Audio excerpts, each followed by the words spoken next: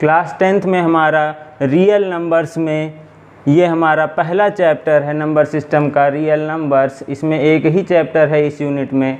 हमने class 9th में भी नंबर के बारे में पढ़ा था, रियल नंबर्स के बारे में पढ़ा था। चलिए सबसे पहले हम डिस्कस कर लेते हैं कि इस चैप्टर में हम कौन कौन से टॉपिक्स को पढ़ेंगे। हमारे कक्षा 10 के पहले इस चैप्टर में हमें निम्नलिखित पॉइंट्स को कवर करना है। चलिए एक एक के बारे में देख लेते हैं। सबसे पहला पॉइंट है हमारा यूक्लिड्स डिवीज़न लेमा। यूक्लिड विभाजन प्रमेयिका क्या होती है, इसके बारे में सीखना है। यूक्लिड विभाजन प्रमेयिका क्या होती है, इसके बारे में सीखेंगे। दूसरा है find LCM and HCF using Euclid division algorithm. Euclid कलन विधि द्वारा लासा तथा मासा निकालना। तीसरा रहेगा some applications of Euclid division lemma. Euclid विभाजन प्रमेयिका के कुछ अनुप्रयोग पढ़ेंगे। चौथा रहेगा हमारा फंडामेंटल थ्योरम ऑफ अरिथमेटिक्स, अंकगणित के आधारभूत सिद्धांत। पांचवा है हमारा रेशनल नंबर्स, परिमेय संख्याएं। छठवां है हमारा to test whether a given number is terminating decimal और नॉन टर्मिनेटिंग डेसिमल। यह चेक करना कि एक दी गई संख्या शांत या अशांत दशमलव के रूप में है। सातवां पॉइंट है हमारा इर्रेशनल नंबर्स, अपरिमेय संख्याएं। आप सभी इसका स्क्रीनशॉट ले लीजिए जिससे आप इसे एक कॉपी में नोट कर लें। इसी के क्रम में हम लोग पढ़ेंगे। चलिए अपना पहला टॉपिक शुरू करते हैं। हम अपना यूक्लिड डिवीज़न लेमा शुरू करने से पहले हम क्लास 9th में नंबर सिस्टम हमने जो पढ़ा था, एक जल्दी से उसका रिवीजन कर लेते हैं बहुत ही छोटे वेन डायग्राम की सहायता से। चलिए देखते हैं। सबसे पहले हमने सीखा था नेचुरल नंबर्स के बारे में, जिसे n से डिनोट करते थे। n बराबर 1 से लेकर के जितनी भी संख्याएं होती थी, ये था हमारा नेचुरल नंबर। फिर दूसरा हमने सीखा था होल नंबर्स, जिसे हम w से रिप्रेजेंट करते थे। यहाँ पर 0 आ जाता था और ये सभी इसी के अंतर्गत आते थे। अब यहीं पे हमसे सवाल पूछा जाता है कि क्या सभी नेचुरल नंबर होल नंबर हैं? क्या all natural numbers are whole numbers? तो हाँ सर हैं, क्योंकि ये सभी इसमें इसी के अंतर्गत हैं, बड़े वाले सर्किल के अंतर्गत हैं। अगर हमसे पूछा जाए क्या सभी होल नंबर्स नेचुरल नंबर हैं, तो हम नहीं कह सकते क्या all whole numbers are natural numbers. तो ये सर गलत है, क्योंकि 0 इस सर्किल के बाहर है। तीसरा हमने पढ़ा था इंटीजर्स, पूर्णांकों के बारे में। पूर्णांक क्या थे? पूर्णांक सर 2 प्रकार के थे, धनात्मक पूर्णांक और ऋणात्मक पूर्णांक। तो यहाँ पर अगर ये -1, -2, -5 ऐसे कर के यहाँ पर ये सारे हैं, और सारे प्लस वाले अगर देखे जाएँ तो 0 भी इसी में आता है और प्लस वाले इसके अंतर्गत आते हैं।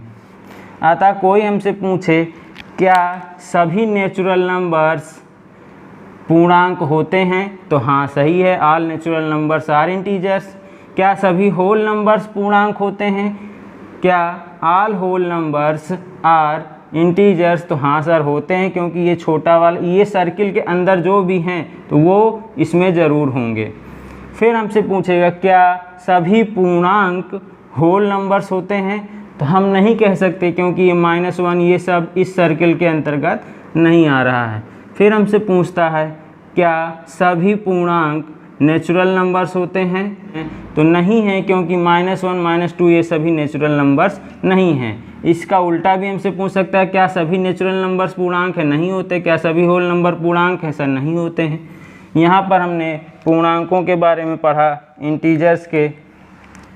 इसके बाद आया था हमारा रेशनल नंबर। रेशनल नंबर जिसे हमने r से डिनोट किया था। रेशनल नंबर्स में सारे पूर्णांक तो आते ही हैं, इसमें ऐसी संख्याएं आती हैं जो p/q के फॉर्म में हों, जैसे 2/3, -2/3, -5/6, इसी तरीके की सारी संख्याएं, ये सभी रेशनल नंबर्स कहलाते हैं। अब हमसे फिर इसमें पूछ सकता है क्या सभी नेचुरल नंबर्स रेशनल नंबर्स होते हैं? तो हम कह सकते हैं कि हाँ, क्योंकि ये बड़े वाले सर्किल के अंतर्गत नेचुरल नंबर आता है, सभी प्राकृत संख्याएं रेशनल नंबर्स होती हैं। क्या सभी होल नंबर्स रेशनल नंबर होते हैं? हाँ सर, होते हैं। क्या सभी इंटीजर, सभी पूर्णांक रेशनल नंबर्स होते हैं? हाँ, होते हैं। क्या सभी रेशनल नंबर्स, सभी परिमेय संख्याएं पूर्णांक होती हैं? यह जरूरी नहीं है। क्या सभी परिमेय संख्याएं होल नंबर होंगी? ये भी जरूरी नहीं है। क्या सभी परिमेय संख्याएं नेचुरल नंबर होंगी? यह भी जरूरी नहीं है।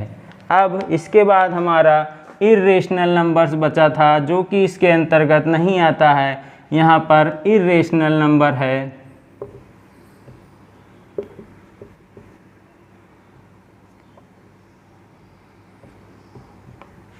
इर्रेशनल नंबर्स कौन से थे? जो हम P/Q के रूप में नहीं लिख सकते हैं। जैसे एग्जाम्पल के लिए पाई है, √2 है, √3 है, √5 है, एक्सेट्रा। इस तरीके की संख्याएं इर्रेशनल नंबर्स कहलाती हैं। ये था हमारा क्लास 9th का इंट्रोडक्शन था नंबर सिस्टम के बारे में। अब हम लोग अपना पहला टॉपिक शुरू करने चल रहे हैं क्लास 10th में, जिसका नाम है यूक्लिड्स डिवीज़न लेमा। हमारा पहला टॉपिक है यूक्लिड्स डिवीज़न लेमा, यूक्लिड विभाजन प्रमेय का। चलिए देख रहे हैं हम यहाँ पर, यह पूरी लाइन 3 शब्दों से मिलकर बनी है। पहला है यूक्लिड्स, दूसरा है डिवीज़न, तीसरा है लेमा। पहले हम इन तीनों शब्दों को अच्छे से समझ लें तो हमें अपने आप यह प्रमेय का समझ में आ जाएगी। सबसे पहले यूक्लिड्स की बात करें तो यूक्लिड जो है नाम है, ये तो नाम हो गया, कोई बात नहीं। अगला है डिवीज़न। डिवीज़न भाग, इसको हम छोटी कक्षाओं से पढ़ते आ रहे हैं कि भाग क्या होता है। चलिए एक बार हम लोग भाग फिर सीख लेते हैं। जैसे हमारे सामने है कि 4 को डिवाइड करिए 3 से, हमें 4 को 3 से डिवाइड करना है। चलिए करते हैं। 3, 4 हमने लिखा। अब 3 से हमने भाग दिया तो ये एक बार जाएगा, यहाँ बचेगा 1। दूसरा देख लेते हैं एग्जाम्पल।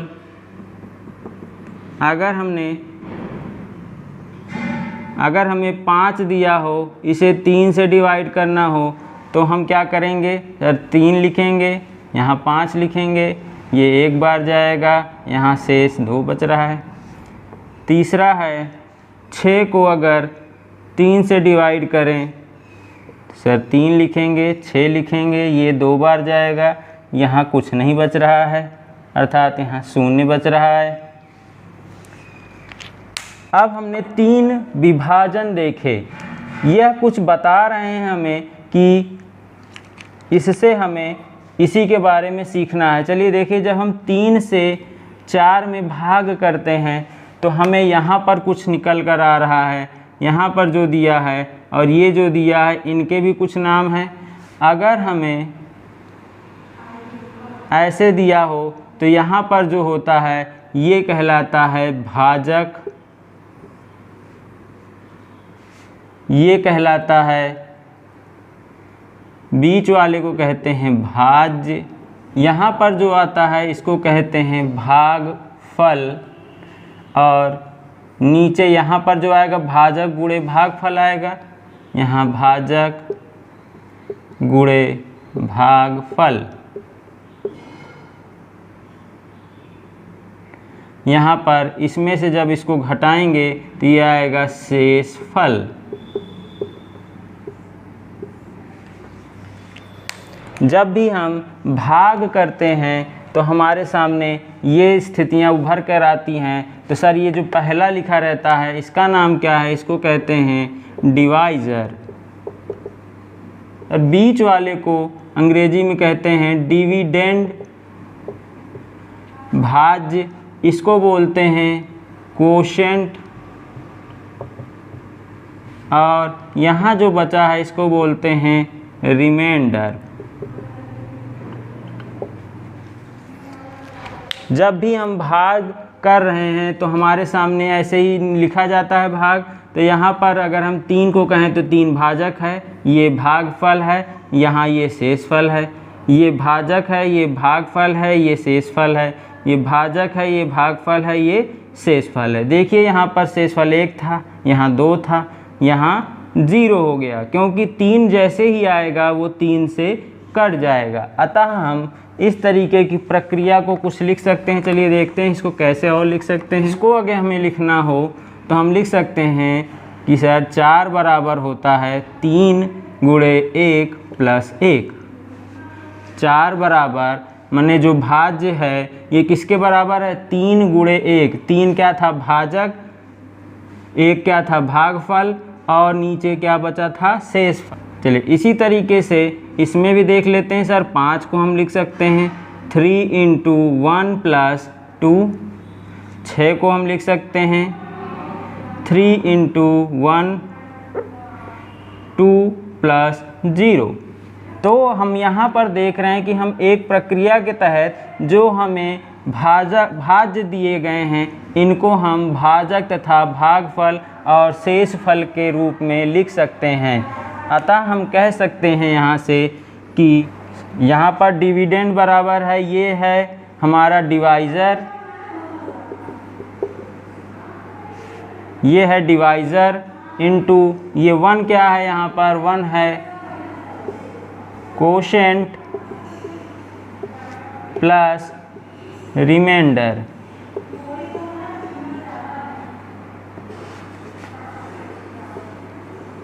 भाजक गुणे भागफल प्लस शेषफल।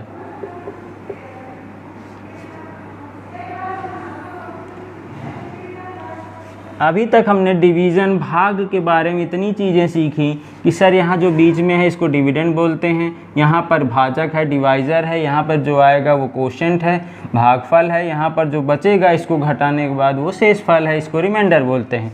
हम इसको इस तरीके से लिख सकते हैं dividend equal to divisor into quotient plus remainder. इसी को हम लोग डिवीज़न लेमा या डिवीज़न रूल बोलते हैं, डिवीज़न रूल बोलते हैं। अभी तक हमने 2 चीज़ें पढ़ ली, डिवीज़न क्या था। अब हमारे सामने तीसरा शब्द है लेमा, प्रमेयिका। देखिए गणित में हम जितना ही शब्दों का मतलब समझेंगे उतना ही हम इसका कॉन्सेप्ट क्लियर कर पाएंगे, नहीं तो हम इसे याद ही करते रह जाएंगे यूक्लिड डिवीज़न लेमा क्या होता है। हमने एक एक चीज़ को तोड़ा, यूक्लिड नाम है, डिवीज़न क्या होता है अभी देखा हमने, और लेमा क्या होता है इसको चल रहे हैं देखने। चलिए देखते हैं लेमा क्या होता है, प्रमेयिका क्या होती है। प्रमेयिका हिंदी में कहते हैं, चलिए इंग्लिश में इसकी परिभाषा देखें पहले। A lemma is a proven statement used for proving another statement. प्रमेयिका एक सिद्ध कथन होता है जिसका प्रयोग दूसरे कथन को सिद्ध करने में करते हैं। अब हमने सीख लिया कि सर यहाँ यूक्लिड का क्या मतलब है, डिवीज़न का मतलब भाग है, लेमा का मतलब कुछ प्रमेय है। तो यूक्लिड ने कोई भाग की एक प्रमेय दी है, उसी के बारे में हमें पढ़ना है। यहाँ तक हमें समझ में आ गया है कि लेमा क्या है। चलिए अब हम यूक्लिड डिवीज़न लेमा को लिखते हैं कि क्या होता है। चलिए देखते हैं यूक्लिड महोदय ने क्या कथन कहा है। For any 2 given positive integers a and b there exist unique whole numbers q and r such that a equals to b into q plus r। Hindi में हम कह सकते हैं 2 दी गई धनात्मक पूर्णांक संख्याएं a तथा b के लिए अद्वितीय पूर्ण संख्याएं q तथा r इस प्रकार होती हैं कि a इक्वल्स टू b गुणे q प्लस r होता है। जो अभी हमने भाग में पढ़ा था वही चीज़ ये भी यूक्लिड महोदय भी बता रहे हैं कि a और b दो कोई धनात्मक पूर्णांक संख्याएं हमें दी गई हों तो उनके लिए q तथा r अलग अलग इस प्रकार से होते हैं कि a बराबर b गुणे q प्लस r होता है। चलिए अभी उदाहरणों से हम इसको समझते हैं। अभी हमने पीछे पढ़ा था डिवीजन लेमा भाग प्रमेयिका के अनुसार क्या होता है। हमने पढ़ा था सर कि डिविडेंड जो होता है, dividend is equal to divisor into quotient plus remainder. Hindi में कहें भाज्य बराबर होता है भाजक गुणे भागफल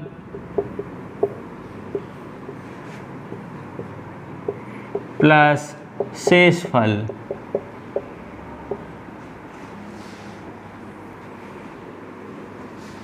विभाजन प्रमेयिका के अनुसार हमने देखा का डिविडेंड बराबर divisor into quotient plus remainder होता है। अतः हम यहाँ से कह सकते हैं यूक्लिड डिवीजन लेमा में a इक्वल्स टू क्या है, यहाँ पर हमने a लिखा था तो a को हम लोग बोलते हैं डिविडेंड, यहाँ पर हमने लिखा था b को बोलते हैं डिवाइजर, यहाँ पर लिखा था हमने q को बोलते हैं कोशेंट, और यहाँ पर हमने लिखा था r को बोलते हैं रिमाइंडर। हमारे यूक्लिड डिवीजन लेमा के अनुसार उन्होंने यही बताया था कि जो हमारा डिविडेंड होता है ये divisor into quotient plus remainder होता है। सिंपल सी बात यही है, बस इन्होंने अलग तरीके से बता दिया है हमें। चलिए हमारे सामने सवाल है, a number when divided by 73 gives 34 as a quotient and 23 as a remainder, find the number. एक संख्या को जब 73 से भाग दिया जाता है तो 34 भागफल आता है तथा 23 शेषफल आता है, तो उस संख्या को बताइए। चलिए अब इसको हल करते हैं। हमें क्या क्या दिया है उसको लिखते हैं गिवन, हिंदी में बोलते हैं दिया है। सबसे पहले लिखेंगे दिया है, क्या दिया है डिवाइडेड बाय 73, तो जिससे हम भाग देते हैं उसको क्या बोलते हैं डिवाइजर। भाजक हमें दिया है 73, फिर क्या कह रहा है 34, क्या आता है कोशेंट इक्वल्स टू, इसको बोलते हैं भागफल बराबर 34 आता है, और क्या दिया है 23 हमारे पास रिमाइंडर बच रहा है, शेषफल कितना आया है 23। तो हमें फाइंड क्या करना है, क्या करना है नंबर को फाइंड करना है कि वो संख्या कौन सी है। चलिए इस संख्या को निकालते हैं। हमने पढ़ा था by Euclid's division lemma, Euclid division प्रमेयिका के अनुसार हमने पढ़ा था, क्या पढ़ा था कि सर डिविडेंड जो होता है वो divisor into quotient plus remainder के बराबर होता है, ये हमने पढ़ा था। अब यहाँ पर जो जो मान दिए गए हैं उनको रख दीजिए। हमें सर डिविडेंड निकालना है, डिवाइजर कितना दिया गया है 73, कोशेंट कितना दिया गया है 34, प्लस रिमाइंडर कितना दिया गया है 23। इसको जब गुणा करेंगे तो यह आएगा 2 4 8 2 प्लस 23, इन दोनों को जोड़ देंगे 3 2 5 8 2 10 4 1 5, ये आया 2505। यही हमारी संख्या थी। उम्मीद करता हूँ कि आप लोग डिवीज़न लेमा को सीख गए होंगे। बस इतना ही है, इसी तरीके के सवाल हमारे डिवीज़न लेमा पर आएंगे। चलिए नेक्स्ट देखते हैं। नेक्स्ट टॉपिक है हमारा यूक्लिड्स डिवीज़न एल्गोरिदम। यूक्लिड विभाजन एल्गोरिदम क्या होता है इसको सीखते हैं। चलिए सबसे पहले हमने इन शब्दों को तोड़ना है। सर यूक्लिड नाम है, डिवीज़न हम पढ़ चुके हैं क्या होता है। एक नया शब्द हमारे सामने आ गया है एल्गोरिदम। तो सबसे पहले यही समझ लें कि एल्गोरिदम क्या होता है। इसी को हिंदी में कलन विधि बोल देते हैं। अगर हम कलन विधि की परिभाषा समझ जाएंगे क्या होता है तो हम अपने आप ही समझ जाएंगे कि यूक्लिड डिवीजन एल्गोरिथम क्या होता है। चलिए देखते हैं क्या होता है। चलिए सबसे पहले हम एल्गोरिथम क्या होता है, कलन विधि क्या होता है, इसको समझते हैं। ये जो परिभाषा लिखी है इसको समझने से पहले हम सरल भाषा में समझते हैं कि कलन विधि क्या होता है। जैसे हमें बाइक चलाना सीखना है तो इसके लिए हमें क्या क्या करना पड़ेगा कि सर सबसे पहले गाड़ी को स्टार्ट करिए, फिर क्लच दबाइए, फिर फर्स्ट गियर लगाइए, फिर गाड़ी को थोड़ा सा एक्सीलेटर दीजिए, फिर गाड़ी अपने आप चलने लगेगी, फिर जहाँ पर आपको रुकना हो ब्रेक लगाइए। ये सभी क्या हैं, हमें कुछ विधियाँ बताई गई हैं, स्टेप्स बताए गए हैं, इसी को हम एल्गोरिथम कहते हैं।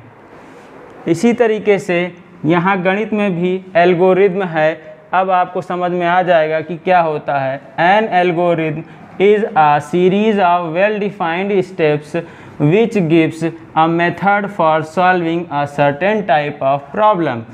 कलन विधि क्या है, सुपरिभाषित कदमों की एक श्रृंखला है जो एक निश्चित प्रकार की समस्या को हल करने के लिए एक विधि देती है। चलिए अब आगे देखते हैं यूक्लिड डिवीज़न एल्गोरिथम क्या होता है। यूक्लिड डिवीज़न एल्गोरिथम क्या है? It is a technique to compute the SCF of two given positive integers with the help of some certain steps। कुछ निश्चित स्टेप्स में हम दो दी गई धनात्मक पूर्णांक संख्याओं का मासा निकाल सकते हैं। यह हमें एक विधि बताता है, यही यूक्लिड डिवीज़न एल्गोरिथम कहलाता है। अर्थात यूक्लिड डिवीज़न एल्गोरिथम की सहायता से हम दो दी गई धनात्मक पूर्णांक संख्याओं का मासा निकाल सकते हैं। यही हमारा दो दी गई धनात्मक पूर्णांक संख्याओं का मासा निकालने की विधि ही यूक्लिड डिवीज़न एल्गोरिथम कहलाती है। चलिए देखते हैं वो कौन कौन से स्टेप्स हैं। मान लेते हैं कि हमें दो धनात्मक पूर्णांक संख्याएं a तथा b दी गई हैं। पहला स्टेप होगा हमारा step 1, divide a by b। a को b से भाग करेंगे तो हमें कुछ मिलेगा, वी गेट कोशेंट, हमें भागफल q मिलेगा, q एंड रिमाइंडर शेषफल r मिलेगा। जब हम a को b से भाग करेंगे तो हमें q कोशेंट मिलेगा तथा रिमाइंडर r मिलेगा, जो इस प्रकार होगा such that a equals to b गुणे q प्लस r, जहाँ वेयर ये r का मान क्या हो सकता है सर, r का मान 0 या 0 से शेषफल क्या आ सकता है, तो 0 आएगा, 0 से ज़्यादा आएगा और किससे छोटा होगा सर, जो b दिया है ये b से छोटा होना चाहिए r का मान। स्टेप 2 क्या है? 2 में क्या है, इफ़ r इक्वल टू 0, यदि हमारा शेषफल शून्य आ जाएगा तो हम वहीं पर बता देंगे कि HCF मासा जो है a और b का क्या होगा, b। अगर हमारा शेषफल 0 नहीं आता है तब क्या करेंगे, तब हम फिर से अप्लाई करेंगे डिवीज़न लेमा को। किस पर अब अप्लाई करेंगे, b और r पर। स्टेप 3, हम यही प्रक्रिया तब तक अपनाते रहेंगे जब तक कि हमारा लास्ट रिमाइंडर शून्य ना हो जाए। जो हमारा अंतिम डिवाइज़र आएगा, भाजक आएगा, वही हमारा रिक्वायर्ड HCF मासा कहलाएगा। चलिए एक बार फिर से इसको देख लें कि कौन कौन से स्टेप्स हमें यूक्लिड डिवीज़न एल्गोरिथम में फॉलो करने हैं। सबसे पहले क्या करेंगे, अगर हमें a और b दो संख्याएं दी गई हैं तो a को b से भाग करेंगे और हमें भागफल q तथा शेषफल r मिलेगा, जो इस प्रकार होगा कि a बराबर b into Q plus r, जहाँ r का मान 0 या 0 से बड़ा होगा और लेस देन b होगा। अगर 0 आ जाएगा स्टेप 2 में तो हमारा HCF जो होगा वो b के बराबर होगा। अगर 0 नहीं आता है तो हम फिर से यही डिवीज़न प्रक्रिया अपनाएंगे। अब किस पर अपनाएंगे, b और r पर, जब तक कि हमारा रिमाइंडर शून्य ना हो जाए। जो हमारा लास्ट डिवाइजर होगा वही हमारा रिक्वायर्ड HCF होगा। चलिए इसको हम कुछ उदाहरणों से देखेंगे तो और स्पष्ट हो जाएगा। चलिए पहला उदाहरण है हमारे सामने, use Euclid division algorithm and find HCF। Euclid विभाजन एल्गोरिदम का प्रयोग करके दी गई संख्याओं का मासा निकालिए। चलिए हमारे सामने उदाहरण है 405 और 2520। इसको हल करते हैं। देखिए यहाँ पर हमारा पहला स्टेप रहेगा डिवाइड 2520 बाई 405। छोटी संख्या को b मान लेंगे, बड़ी संख्या को a। तो हमने स्टेप 1 लिखा था डिवाइड a बाई b, तो यहाँ पर a 2520 के बराबर है और b 405 के बराबर है। चलिए डिवाइड करते हैं।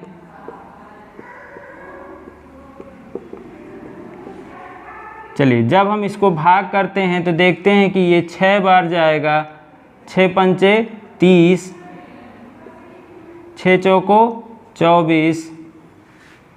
इसको घटाया हमने तो ये 0, 12 में से 3 गया 9, यहाँ 0, यहाँ 0, ये आएगा 90 आया है r। अब b जो हमने माना था इसमें डिवाइड करेंगे, 405 को 90 से डिवाइड कर, ये आएगा 4 बार जाएगा, ये आएगा 360।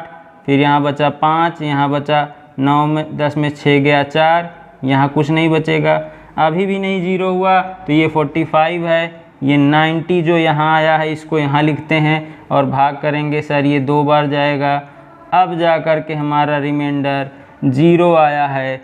अतः हम यहाँ पर जो हमारा डिवाइज़र आया है 45, यही हमारा HCF कहलाता है। चलिए स्टेप्स में फॉर्म में लिखते हैं। स्टेप 1 हम लिख सकते हैं 2520 बराबर हमारे सामने आया था 405 इंटू 6 प्लस 90। अब 0 जब यहाँ पर ये r 0 नहीं हुआ तो हम स्टेप 2 में आए। स्टेप 2 में क्या करते हैं सर, 405 जो यहाँ लिखा है उसको इससे डिवाइड करते हैं तो ये आएगा 90 इंटू 4 प्लस 45। सर अभी भी रिमाइंडर 0 नहीं हुआ तो हम स्टेप 3 पर जाएंगे। स्टेप 3 पर सर 90 बराबर आएगा, यहाँ जो रिमाइंडर रहता है 45 इंटू कितनी बार 2 प्लस रिमाइंडर 0। अब जा कर के हमारा रिमाइंडर शून्य हुआ है। अतः हम ये जो हमारा डिवाइज़र आया है यही हमारा HCF होता है। So HCF of 405, 2520 equals to 45। 960 and 1575। हमारे सामने दो संख्याएं 960 और 1575।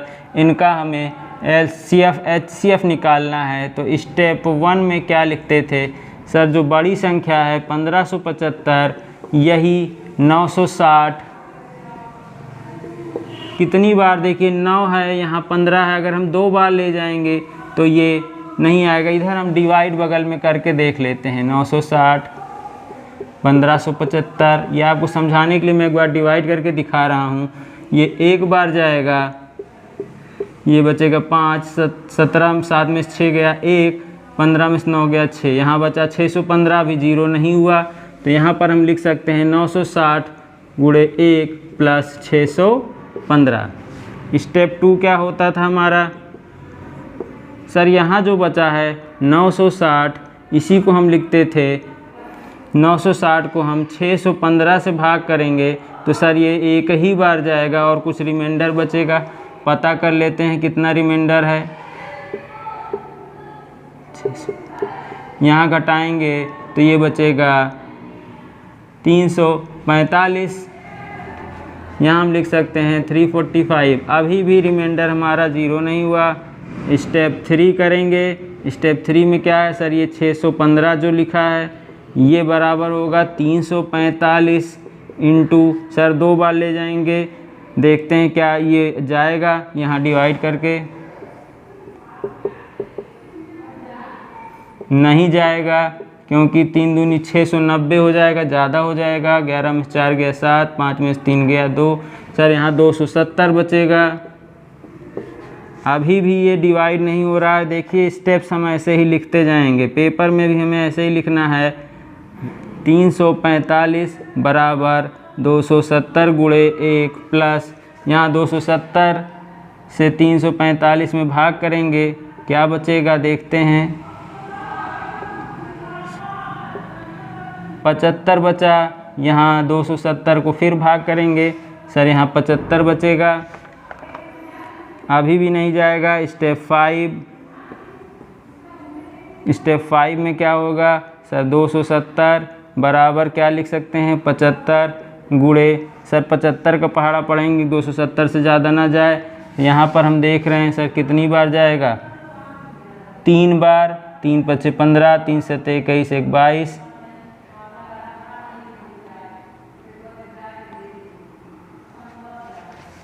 तीन बार गया तो यहाँ पर शेषफल 45 बचा। अब फिर हम आगे देखते हैं स्टेप 6 में सर 75 बराबर 45 गुणे 1 प्लस 30 बचेगा। फिर अभी भी 0 नहीं हुआ है।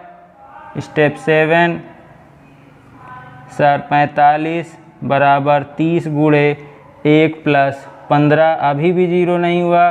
तो स्टेप 8 आएगा, 30 बराबर 15 गुणे 2 प्लस 0। यहाँ पर जाकर हमारा 0 हो रहा है, तो हमारा लास्ट डिवाइजर है 15। अतः हम कह सकते हैं कि हमारा आंसर होगा HCF इक्वल्स टू 15। चलिए एक सवाल और हम देखते हैं। Use Euclid algorithm to find HCF of 1651 and 2032। Express HCF in 1651 m plus 2032 n।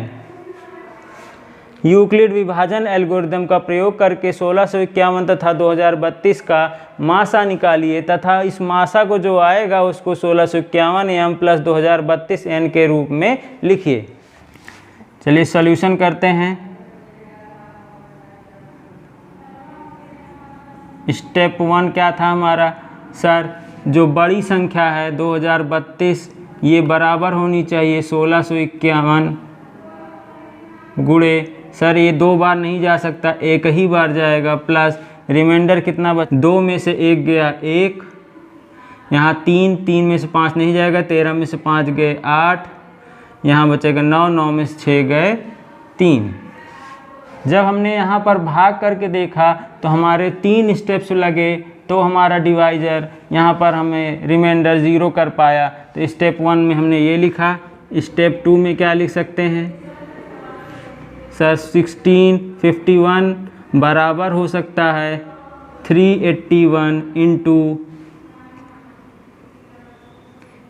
4 plus 127। Step 3 में क्या लिख सकते हैं sir, 381 equals to 127 into 3 plus 0। 3 steps हमारे लगे। यहाँ हम तीनों को समीकरण 1, 2 तथा 3 नाम दे सकते हैं। यहाँ से हम कह सकते हैं कि हमारा HCF क्या आया। So HCF of 1651 and 2032 equals to 127। HCF हमारा कितना आया 127, मगर हमें HCF के बाद भी कह रहा है express HCF in the form 1651 m plus 2032 n। Now express, क्या हमें एक्सप्रेस करना है सर, जो हमारा HCF है उसको कह रहा है कि 1651 m तथा 2032 n के फॉर्म में रिप्रेजेंट करिए, जहाँ हमें m और n का मान पता करना है। चलिए हम इक्वेशन 2 की सहायता से देख रहे हैं कि इक्वेशन 2 में 127 आ रहा है। इस 127 को फ्रॉम इक्वेशन 2 की सहायता से 127 को हम क्या लिख सकते हैं, 1651 माइनस 381 इंटू 4। हमने इसका पक्षांतर कर दिया तो हमें 127 बराबर ये।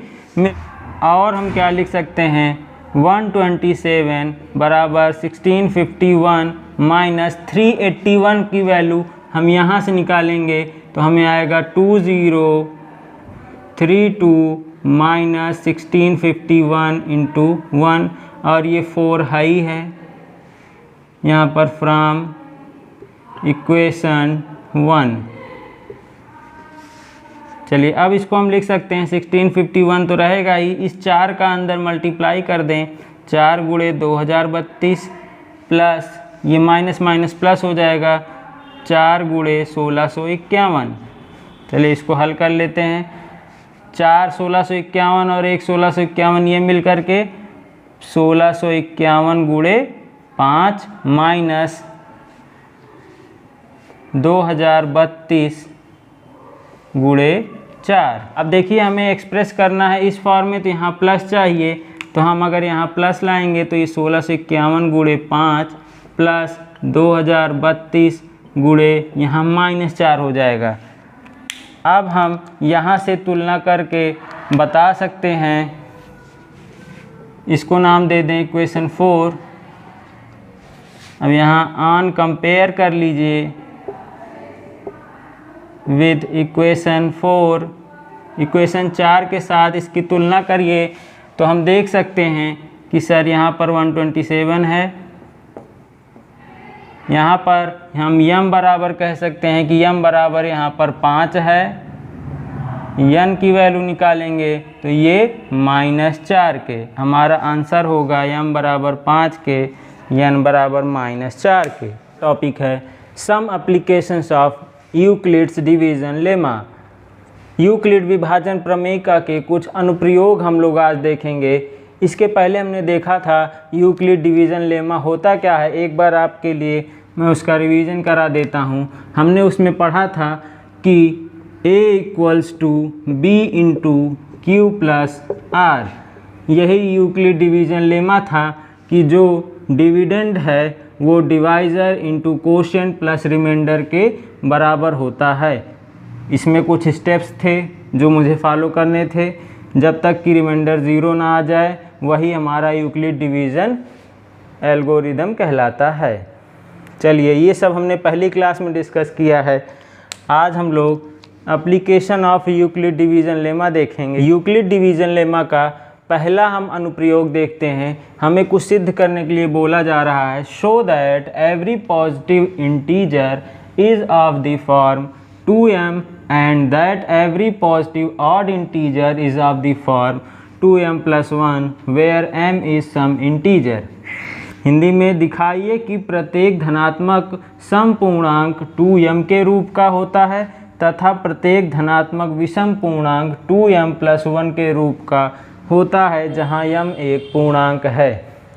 इसे हम यूक्लिड डिवीज़न लेमा की सहायता से सिद्ध करेंगे। चलिए सिद्ध करते हैं। चलिए मान लेते हैं कि n कोई आर्बिट्रेरी पॉजिटिव इंटीजर है, n कोई एक पूर्णांक है। चलिए अब इसमें 2 टर्म आए हैं, सम और विषम की बात कर लेते हैं। तो सम संख्याएं किन्हें कहेंगे? ऐसी संख्याएं जो 2 से कट जाएं, 2 से विभाज्य हों, उन्हें हम सम संख्याएं कहेंगे, और ऐसी संख्याएं जो 2 से ना कटे उन्हें हम विषम संख्याएं कहेंगे।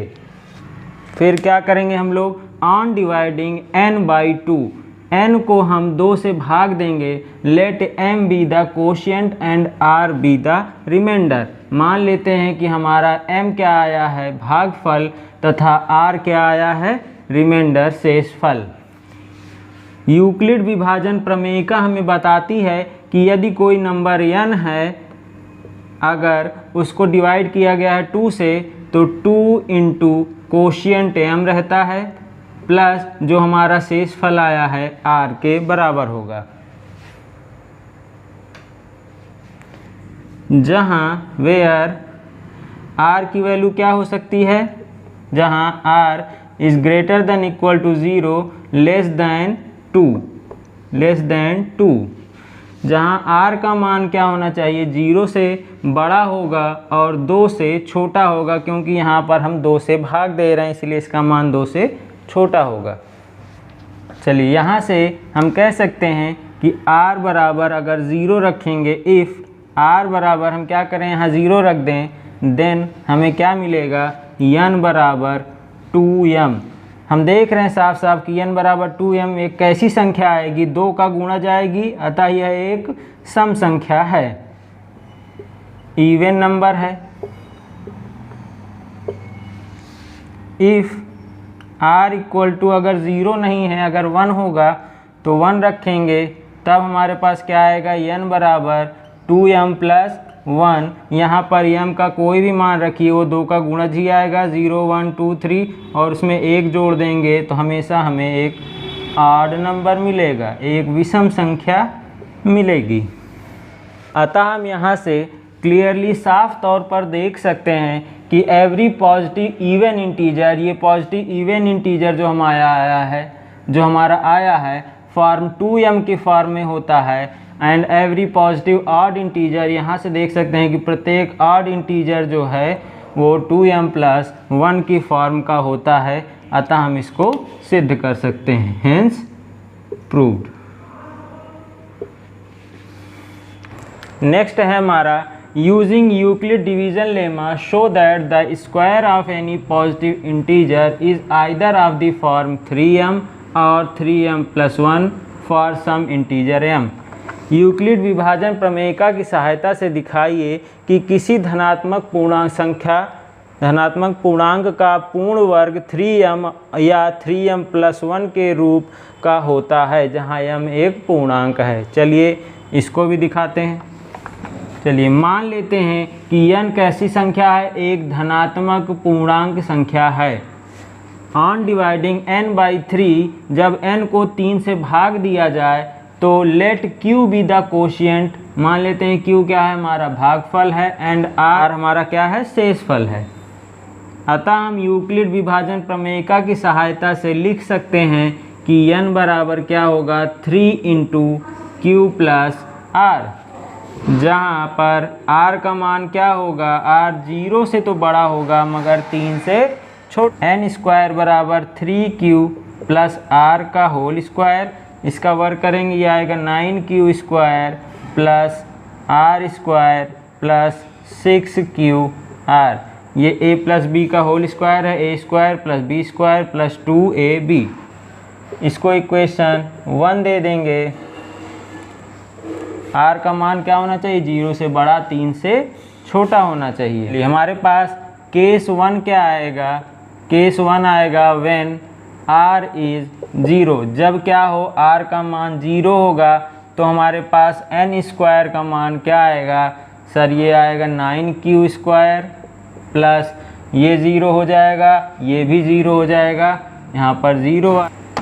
n स्क्वायर बराबर हम लिख सकते हैं 3 इंटू 3q स्क्वायर, ऐसे लिख सकते हैं। इस पूरे 3q स्क्वायर को हम मान लेते हैं m, तो n स्क्वायर बराबर हो जाएगा 3 इंटू m के,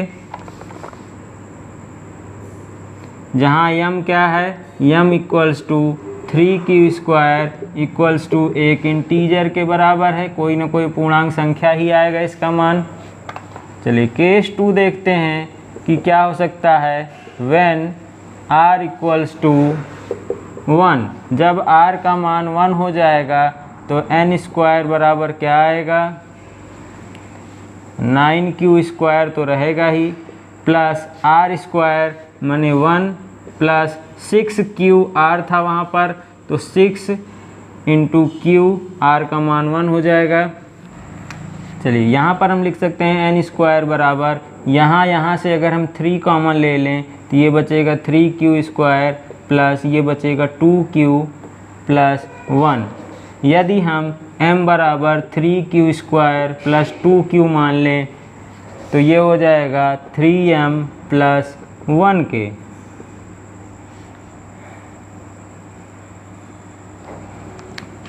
केस 3 क्या होगा, व्हेन r इक्वल्स टू 2, जब r का मान 2 रखेंगे तो हमें मिलेगा n स्क्वायर बराबर 9q स्क्वायर तो रहेगा ही, प्लस r स्क्वायर, r का मान 2 रखेंगे तो ये 4 हो जाएगा, प्लस 6qr, तो r की वैल्यू 2 है तो ये 12q हो जाएगा। अब हम इस 4 को क्या लिख सकते हैं, 4 को हम लिख सकते हैं 9q स्क्वायर प्लस 12q को एक तरफ रख लें, इसको 4 को लिख सकते हैं 3 प्लस 1 के फॉर्म में। अब हमारा आएगा n स्क्वायर, यहाँ से 3 कॉमन ले लीजिए तो ये बचेगा 3q स्क्वायर प्लस 4q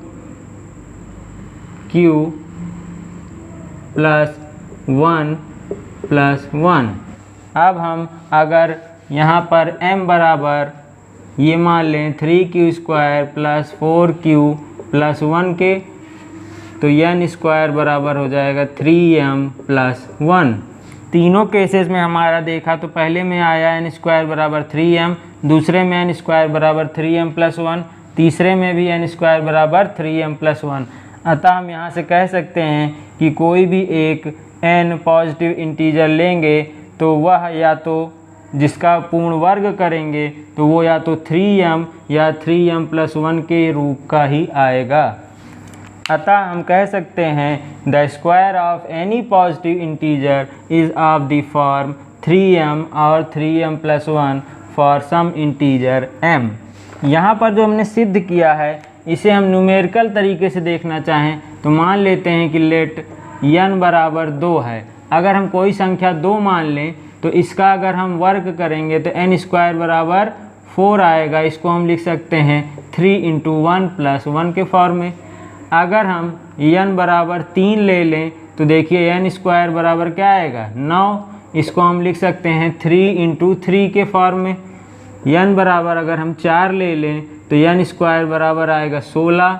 इसको लिख सकते हैं 3 इंटू 5 प्लस 1 के, ये हो गया 3m प्लस 1 के फॉर्म में आपको दिख रहा है।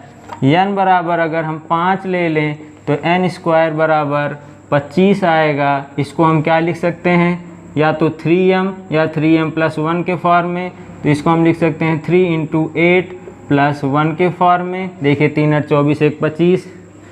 यहाँ पर यही चीज़ हमने सिद्ध किया है कि किसी भी संख्या का अगर हम वर्ग करेंगे तो या तो वो 3m के फॉर्म में आएगी या 3m प्लस 1। इसको हम कह सकते हैं 3m प्लस 1 है, ये 3m है, ये 3m प्लस 1 है, ये 3m प्लस 1 है। इसी तरीके से आएगा, चाहे हम कोई भी संख्या ले लें वर्ग करें तो यही आएगा। हमारा नेक्स्ट टॉपिक है fundamental theorem of arithmetic.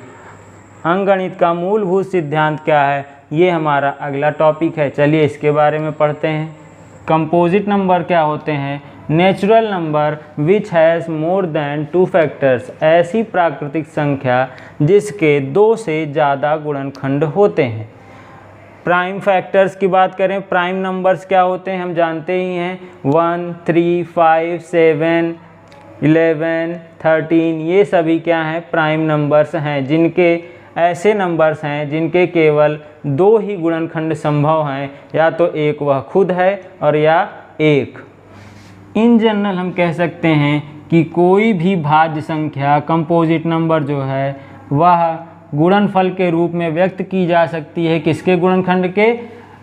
Prime numbers के गुणनखंड के रूप में, प्राइम नंबर्स के गुणनखंड के रूप में व्यक्त कर सकते हैं। a बराबर p1 into p2 into p3, ऐसे ही pn तक, जहाँ p1 p2 p3 क्या हैं प्राइम नंबर्स हैं इन असेंडिंग ऑर्डर। चलिए एक उदाहरण से देखते हैं। एग्जाम्पल में हमारे पास जैसे है 12, तो 12 को हम प्राइम नंबर्स के यह एक भाज्य संख्या है, अतः इसके प्राइम फैक्टर्स संभव हैं। तो हम देखते हैं यह 2 से कटेगी तो 2 गुणे 2 गुणे 3, इसको ऐसे लिख सकते हैं। इसके सारे प्राइम फैक्टर्स यही हैं 2 2 3।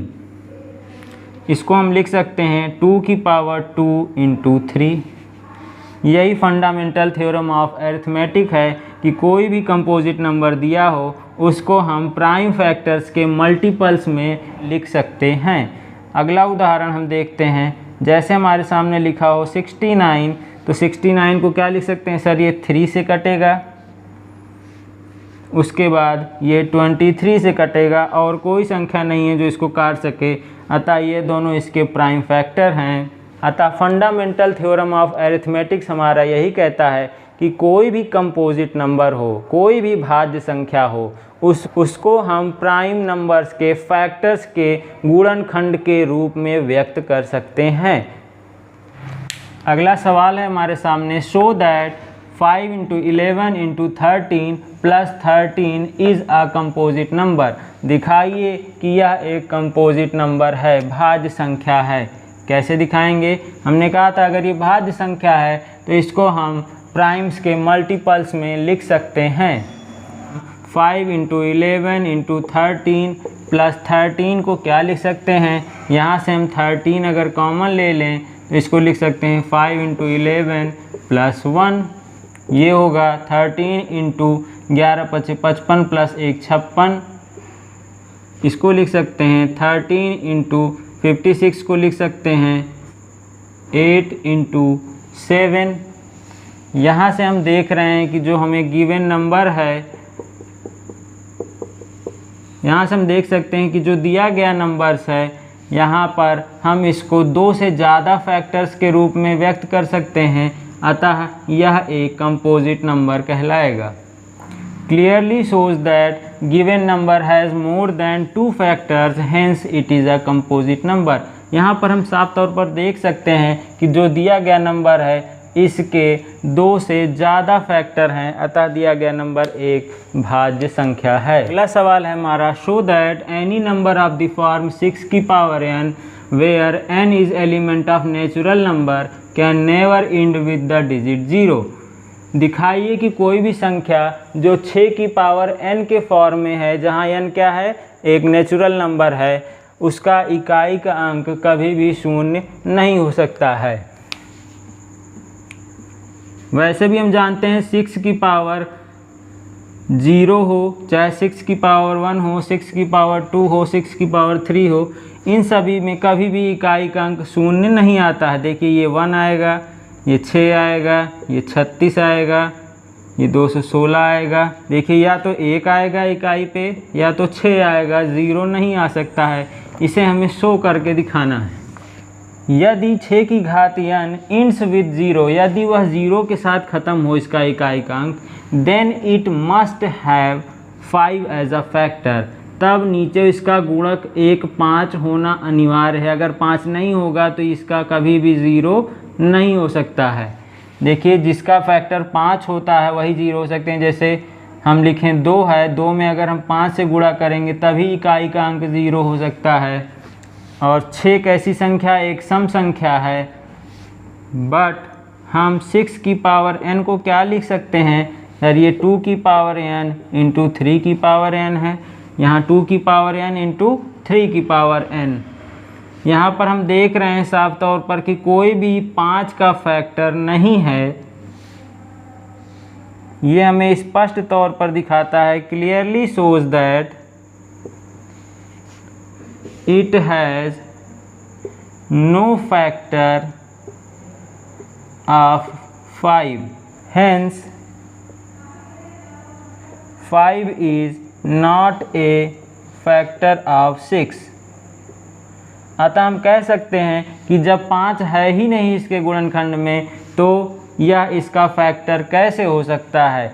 अतः 5 6 का फैक्टर नहीं है, hence 6 की power n can never and, अतः हम कह सकते हैं 6 की घात n का कभी भी शून्य इकाई का अंक हो ही नहीं सकता विथ द डिजिट 0। हेंस हम कह सकते हैं 6 की power n can never end with the digit 0। 6 की घात n कभी भी इकाई का अंक उसका शून्य नहीं हो सकता, क्योंकि इकाई का अंक शून्य इसका तभी होगा जब 5 इसका एक फैक्टर होगा, और यहाँ हम साफ देख सकते हैं कि यहाँ 5 है ही नहीं।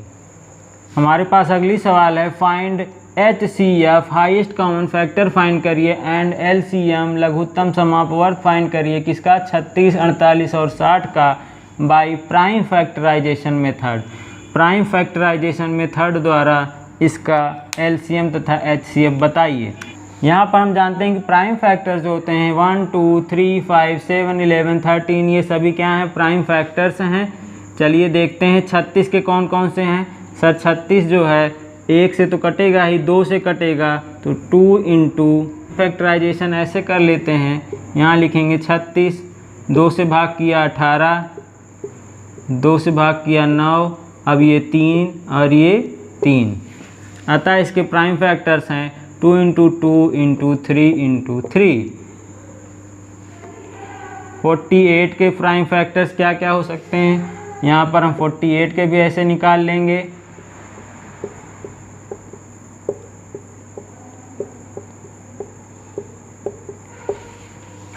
के प्राइम फैक्टर्स हमने निकाले तो आए 2 × 2 × 2 × 2 × 3। अब 60 के भी निकाल लेंगे।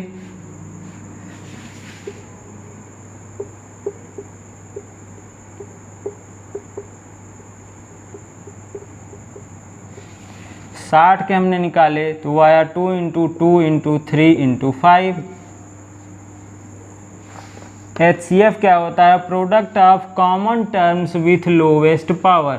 जो इसमें सब में कॉमन हो और उनकी पावर सबसे लोवेस्ट हो वही होगा। जैसे यहाँ पर हम देखें तो ये 2 की पावर 2 × 3 की पावर 2 है, ये 2 की पावर 4 × 3 है और ये वाला 2 की पावर 2 × 3 × 5 है। चलिए, प्रोडक्ट ऑफ कॉमन टर्म्स, ऐसे टर्म देखने जो तीनों में हो। सर यहाँ 2 की पावर 2 ही सबसे लोवेस्ट है और तीनों में है, अतः ये होगा 2 की पावर 2 × 3। यहाँ भी है, यहाँ भी है, यहाँ भी है और इनमें सबसे छोटी पावर 3 है। 5 यहाँ है और कहीं नहीं है तो इसको नहीं लेंगे, ये हो जाएगा 12। LCM की बात करें तो ये LCM क्या होता है?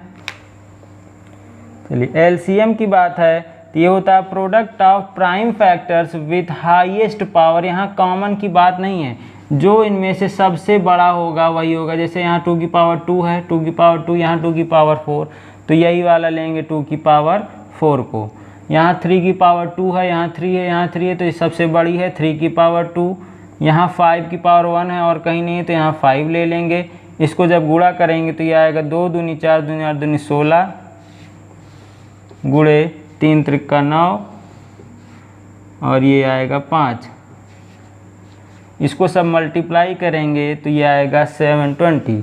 अतः हम कह सकते हैं कि LCM 720 है और HCF 12। ये था हमारा prime factorization method.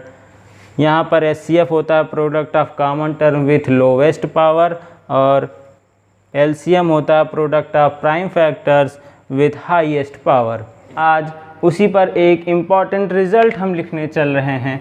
Important result है, इस पर डायरेक्ट क्वेश्चन पेपर में आ जाते हैं तो हमें इसे भी याद रखना है। हमारा ये इम्पॉर्टेंट रिज़ल्ट है, हमने इसको छोटी कक्षाओं में भी पढ़ा है, आज एक बार फिर से दोहरा ले रहे हैं। Product of 2 given numbers equal to LCM × HCF। 2 दी गई संख्याओं का अगर हम गुणा करें, गुणा दिया हो तो वह LCM तथा HCF के गुणनफल के बराबर आता है। चलिए इस पर कुछ सवाल लगा लेते हैं। चलिए, हमारे सामने ये पहला सवाल है। The HCF of 2 numbers is 23 and LCM is 1449। If one of the numbers is 161 find the other. 2 संख्याओं का मासा तथा लासा हमें दिया हुआ है, उनमें से एक संख्या 161 हो तो दूसरी संख्या बताइए। चलिए इसको सॉल्व करते हैं। सॉल्यूशन में सबसे पहले हम लिखते हैं गिवन, दिया है, हमें क्या दिया है वो लिखेंगे। दिया है सर LCM दिया है, LCM इक्वल्स टू 1449। HCF दिया है 23। फर्स्ट नंबर दिया है 161। ये चीज़ें हमें दी हुई हैं, हमें फाइंड क्या करना है, यहाँ पर लिखेंगे फाइंड सेकेंड नंबर। हमें दूसरी संख्या निकालनी है। ठीक, पेपर में ऐसे ही लिखेंगे, हमें गिवन दिया है ये तथा हमें फाइंड करना है सेकेंड नंबर। चलिए, इसी सूत्र की सहायता से ऊपर वाले हम इस सवाल को हल कर सकते हैं। हमें LCM दिया है, HCF दिया है, एक संख्या दी गई है तो यहाँ दूसरी संख्या निकाल लेंगे। चलिए इसी सूत्र की सहायता से निकालते हैं। यहाँ पर हम लिखेंगे चूँकि फर्स्ट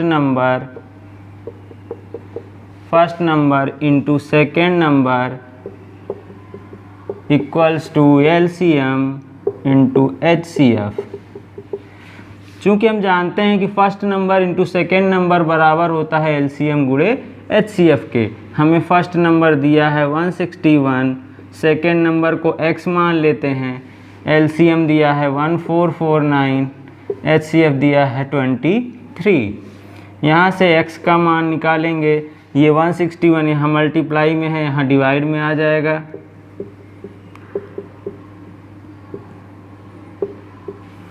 इसको हल करेंगे तो ये देखेंगे ये 23 से ये कट जाएगा 7 बार, 7 त्रिक 21, 7 दूनी 14, 2 16, यहाँ पर आया 7। क्या इस 7 से ये कटेगा सर? 7 दूनी 14, 0 बढ़ाया 7 सता 49, यहाँ पर हमारा आंसर आया 207। हम कह सकते हैं कि सेकेंड नंबर जो है, सेकेंड नंबर इक्वल्स टू 207, यही हमारा आंसर है। क्वेश्चन हमारा find the largest number which divides 245 and 1037 leaving remainder 5 in each case. वह बड़ी से बड़ी संख्या बताइए जिससे 245 तथा 1037 को भाग दिया जाए तो प्रत्येक दशा में 5 शेष बचे। चलिए सबसे पहले हम लिखेंगे गिवन, मान लेते हैं A बराबर 245 तथा B बराबर 1037 है। देखिए यहाँ पर कह रहा है लार्जेस्ट नंबर। हम यहाँ पर HCF में पढ़ चुके हैं कि HCF की डेफिनेशन क्या होती है, वह बड़ी से बड़ी संख्या जो दी गई संख्याओं को पूरी तरह से विभाजित कर दे। The largest number which divides the number completely is called HCF of that number। यहाँ पर हम कह सकते हैं जब भी हमसे लार्जेस्ट की बात करेगा तो हमें HCF निकालना है। चलिए ये गिवन है, फिर हमें फाइंड क्या करना है, फाइंड करना है HCF। हमें HCF निकालना है। चलिए इसको सॉल्व करेंगे तो हमारे सामने दिया क्या है कि जब भी इन दोनों संख्याओं में भाग दें इस बड़ी से बड़ी संख्या में, कह रहा है 5 शेष बचे, तो 5 तभी न शेष बचेगा जब इसमें ये 5 ज़्यादा जुड़ा होगा, अर्थात हमें इन दोनों संख्याओं में से 5 को घटा देना है और उसके बाद उनका HCF निकाल लेना है। यहाँ पर हम कह सकते हैं कि जो हमें आवश्यक नंबर है वह है 245 - 5 तथा 1037 - 5 को पूरी तरह से डिवाइड कर दे। सो नंबर्स आर, यहाँ से हम इसमें से घटाएंगे तो आएगा ये 240 एंड यहाँ से घटाएंगे तो ये आएगा 1032। अब फाइंड HCF ऑफ 240 एंड 1032। हम HCF निकालना इसके पहले सीख चुके हैं। क्या करेंगे, हम प्राइम फैक्टर्स करेंगे इसके और इसके। तो 240 के अगर हमें प्राइम फैक्टर्स कहेगा और 1032 के कहेगा तो यहाँ हम बगल में कर लेंगे। पहले 240 का करेंगे,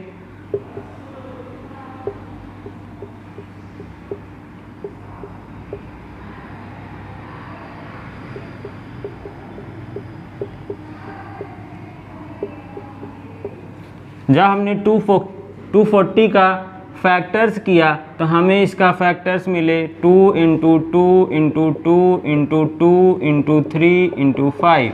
इनको मल्टीप्लाई करके देखेंगे, यही आएगा 2 दूनी 4 दूनी 8 दूनी 16, 5 80, 3 240। इसको और भी क्या लिख सकते हैं, 2 की पावर कितनी टाइम्स है, 4 टाइम्स सर, इंटू 3 है, इंटू 5 है। अब 1032 का भी हम यहाँ पर करेंगे। जब हमने 1032 का फैक्टर किया तो हमारे सामने निकल कर आया सर 2 × 2 × 2 × 3 × 43। इसको हम और क्या लिख सकते हैं, 2 3 बार आया है तो 2 की पावर 3, 3 एक बार है और 43 भी एक बार है।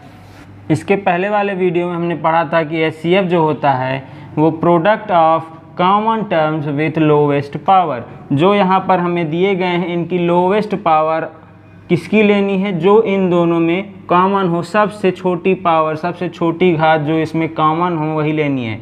सर यहाँ 2 की घात 4 है, यहाँ 2 की घात 3 है, इन दोनों में छोटा कौन है, 2 की घात 3। सर यहाँ 3 की घात 1 है, यहाँ भी 3 की घात 1 है, इससे छोटा कोई है ही नहीं। सर यहाँ 5 है मगर यहाँ 5 नहीं है, इसको नहीं लेंगे। यहाँ 43 है, यहाँ नहीं है, इसको नहीं लेंगे। इसको गुणा करेंगे तो ये आएगा 8 गुणे 3, ये आएगा 24 के, यही हमारा आंसर होगा। चलिए नेक्स्ट क्वेश्चन है हमारा, find the least number which when divided by 35, 56 and 91 leaves the remainder 7। वह छोटी से छोटी संख्या बताओ जिसको 35, 56 तथा 91 से भाग दिया जाए तो 7 शेष बचे। हमने छोटी कक्षाओं में पढ़ा था कि वह छोटी से छोटी संख्या जो दी गई संख्याओं से पूरी तरह विभाजित हो जाए उसे हम लघुत्तम समापवर्त कहते हैं। The least number which is completely divisible by the given number is called LCM of that numbers. तो यहाँ पर हम देख रहे हैं कि हमें कह रहा है लीस्ट नंबर बताइए। तो लीस्ट नंबर का मतलब हम समझ गए कि हमें फाइंड क्या करना है, हमें फाइंड करना है एलसीएम। कौन सा एलसीएम निकालना है, विच व्हेन डिवाइडेड, एलसीएम नहीं पता है। जब एलसीएम को 35, 56 तथा 91 से भाग दें तो 7 शेष बचे। इसका मतलब क्या है कि हमारा उत्तर क्या आएगा, जो हमारा एलसीएम आएगा उसमें हमें 7 जोड़ देना है, तभी इन सभी संख्याओं से जब हम उसमें भाग करेंगे तब हमारा 7 शेष बचेगा। यहाँ से हम क्लियरली कह सकते हैं कि आवश्यक नंबर जो वो हमारा एलसीएम प्लस 7 के बराबर आएगा। अब हमें एलसीएम किसका निकालना है, फाइंड एलसीएम ऑफ 35, 56 एंड 91। चलिए निकालते हैं। प्राइम फैक्टराइजेशन मेथड से हमने देखा था कि 35 को क्या लिख सकते हैं, सर इसको लिख सकते हैं 5 × 7, ये असेंडिंग ऑर्डर में है। 56 को क्या लिख सकते हैं, सर इसको लिख सकते हैं 2 × 2 × 2 × 7। देखिए मल्टीप्लाई करिए, 2 दूनी 4 दूनी 8 सते 56 और कोई इसका गुणनखंड नहीं होगा। 91 को क्या लिख सकते हैं, 91 को लिख सकते हैं सर 7 × 13। अब हमने पढ़ा था डेफिनेशन एलसीएम की क्या होती है, एलसीएम बराबर होता है, इसको और लिख सकते हैं क्या कुछ, सर ये 5 × 7 ही रहेगा। यहाँ इसको लिख सकते हैं 2 की पावर 3 × 7, इसको लिख सकते हैं 7 × 13। एलसीएम बराबर हमने पढ़ा था product of prime factors with highest power. इसमें से हमें प्राइम फैक्टर की हाईएस्ट पावर लेनी है जो इनमें आए हों। तो प्राइम फैक्टर पहला कौन सा है, 2 है, तो 2 की हाईएस्ट पावर है 2 की पावर 3 इंटू, उसके बाद 3 नहीं है सर 5 है, 5 यहाँ कहीं और नहीं है तो 5 ही रह जाएगा, इंटू 7 है, 7 सर यहाँ भी है, यहाँ भी है, यहाँ भी है, और इसकी पावर केवल 1 है तो 1 लिखेंगे। 13 यहाँ है, यहाँ नहीं, यहाँ नहीं, कोई बात नहीं, इसकी पावर 1 है। इन सभी को मल्टीप्लाई करेंगे तो ये हो जाएगा 2 दूनी 4 दूनी 8,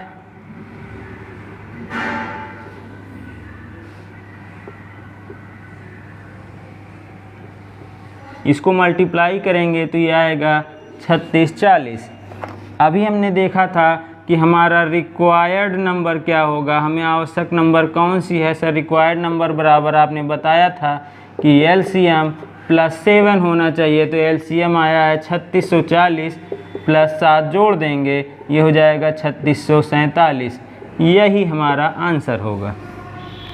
चलिए नेक्स्ट क्वेश्चन है हमारा, 2 tanks contain 504 and 735 litres of milk respectively. Find the capacity of a container which can measure the milk of either tank. Hindi में कहेंगे 2 टैंक्स में 504 तथा 735 लीटर दूध भरा हुआ है।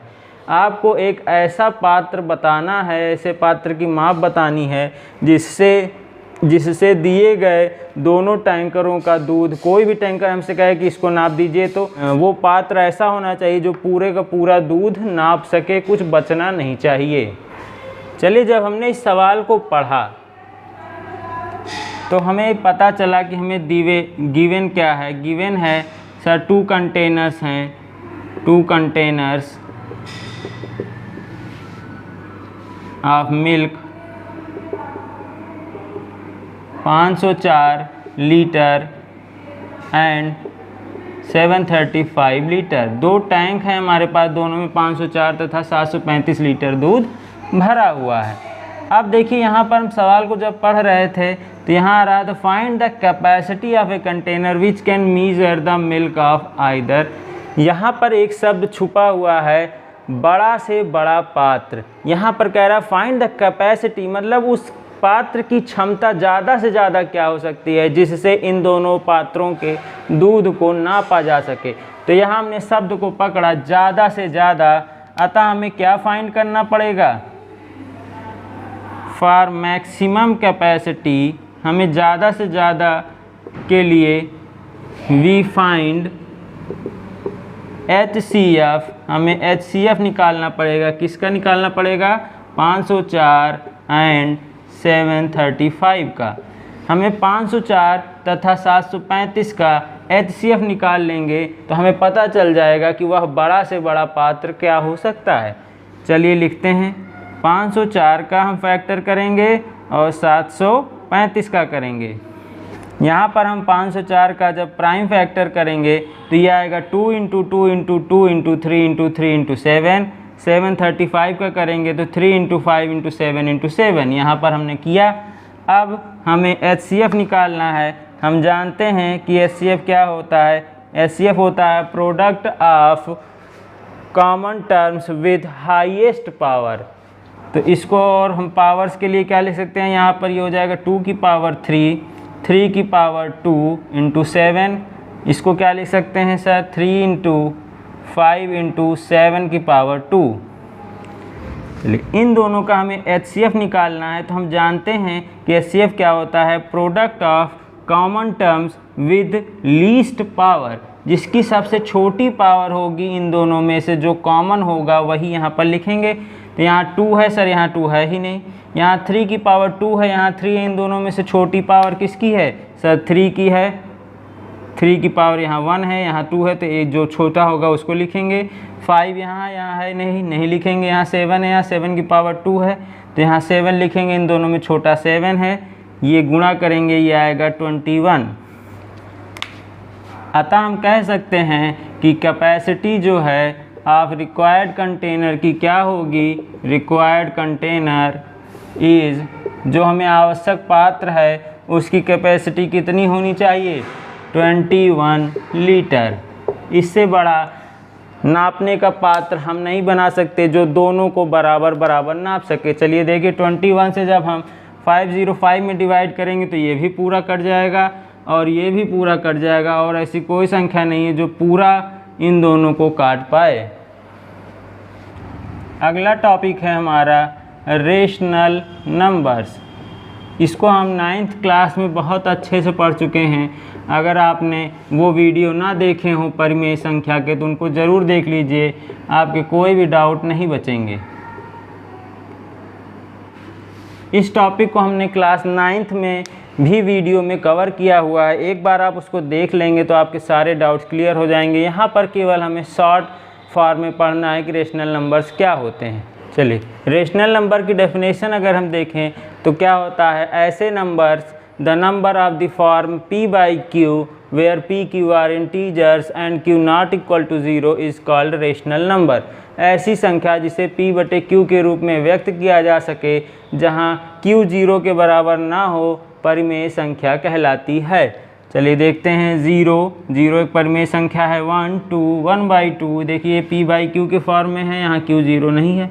-1/2 यहाँ भी ये p/q है, यहाँ पर ये 0 नहीं है। -3/2 -5/2 7/2 एक्सेट्रा।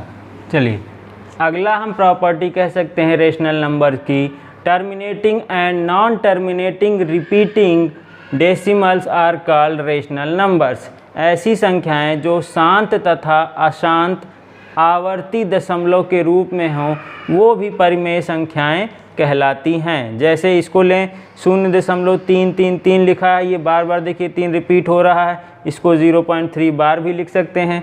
तो ये कैसी संख्या है? एक परिमेय संख्या है, क्योंकि यहाँ दशमलव के बाद ये रिपीट हो रहा है।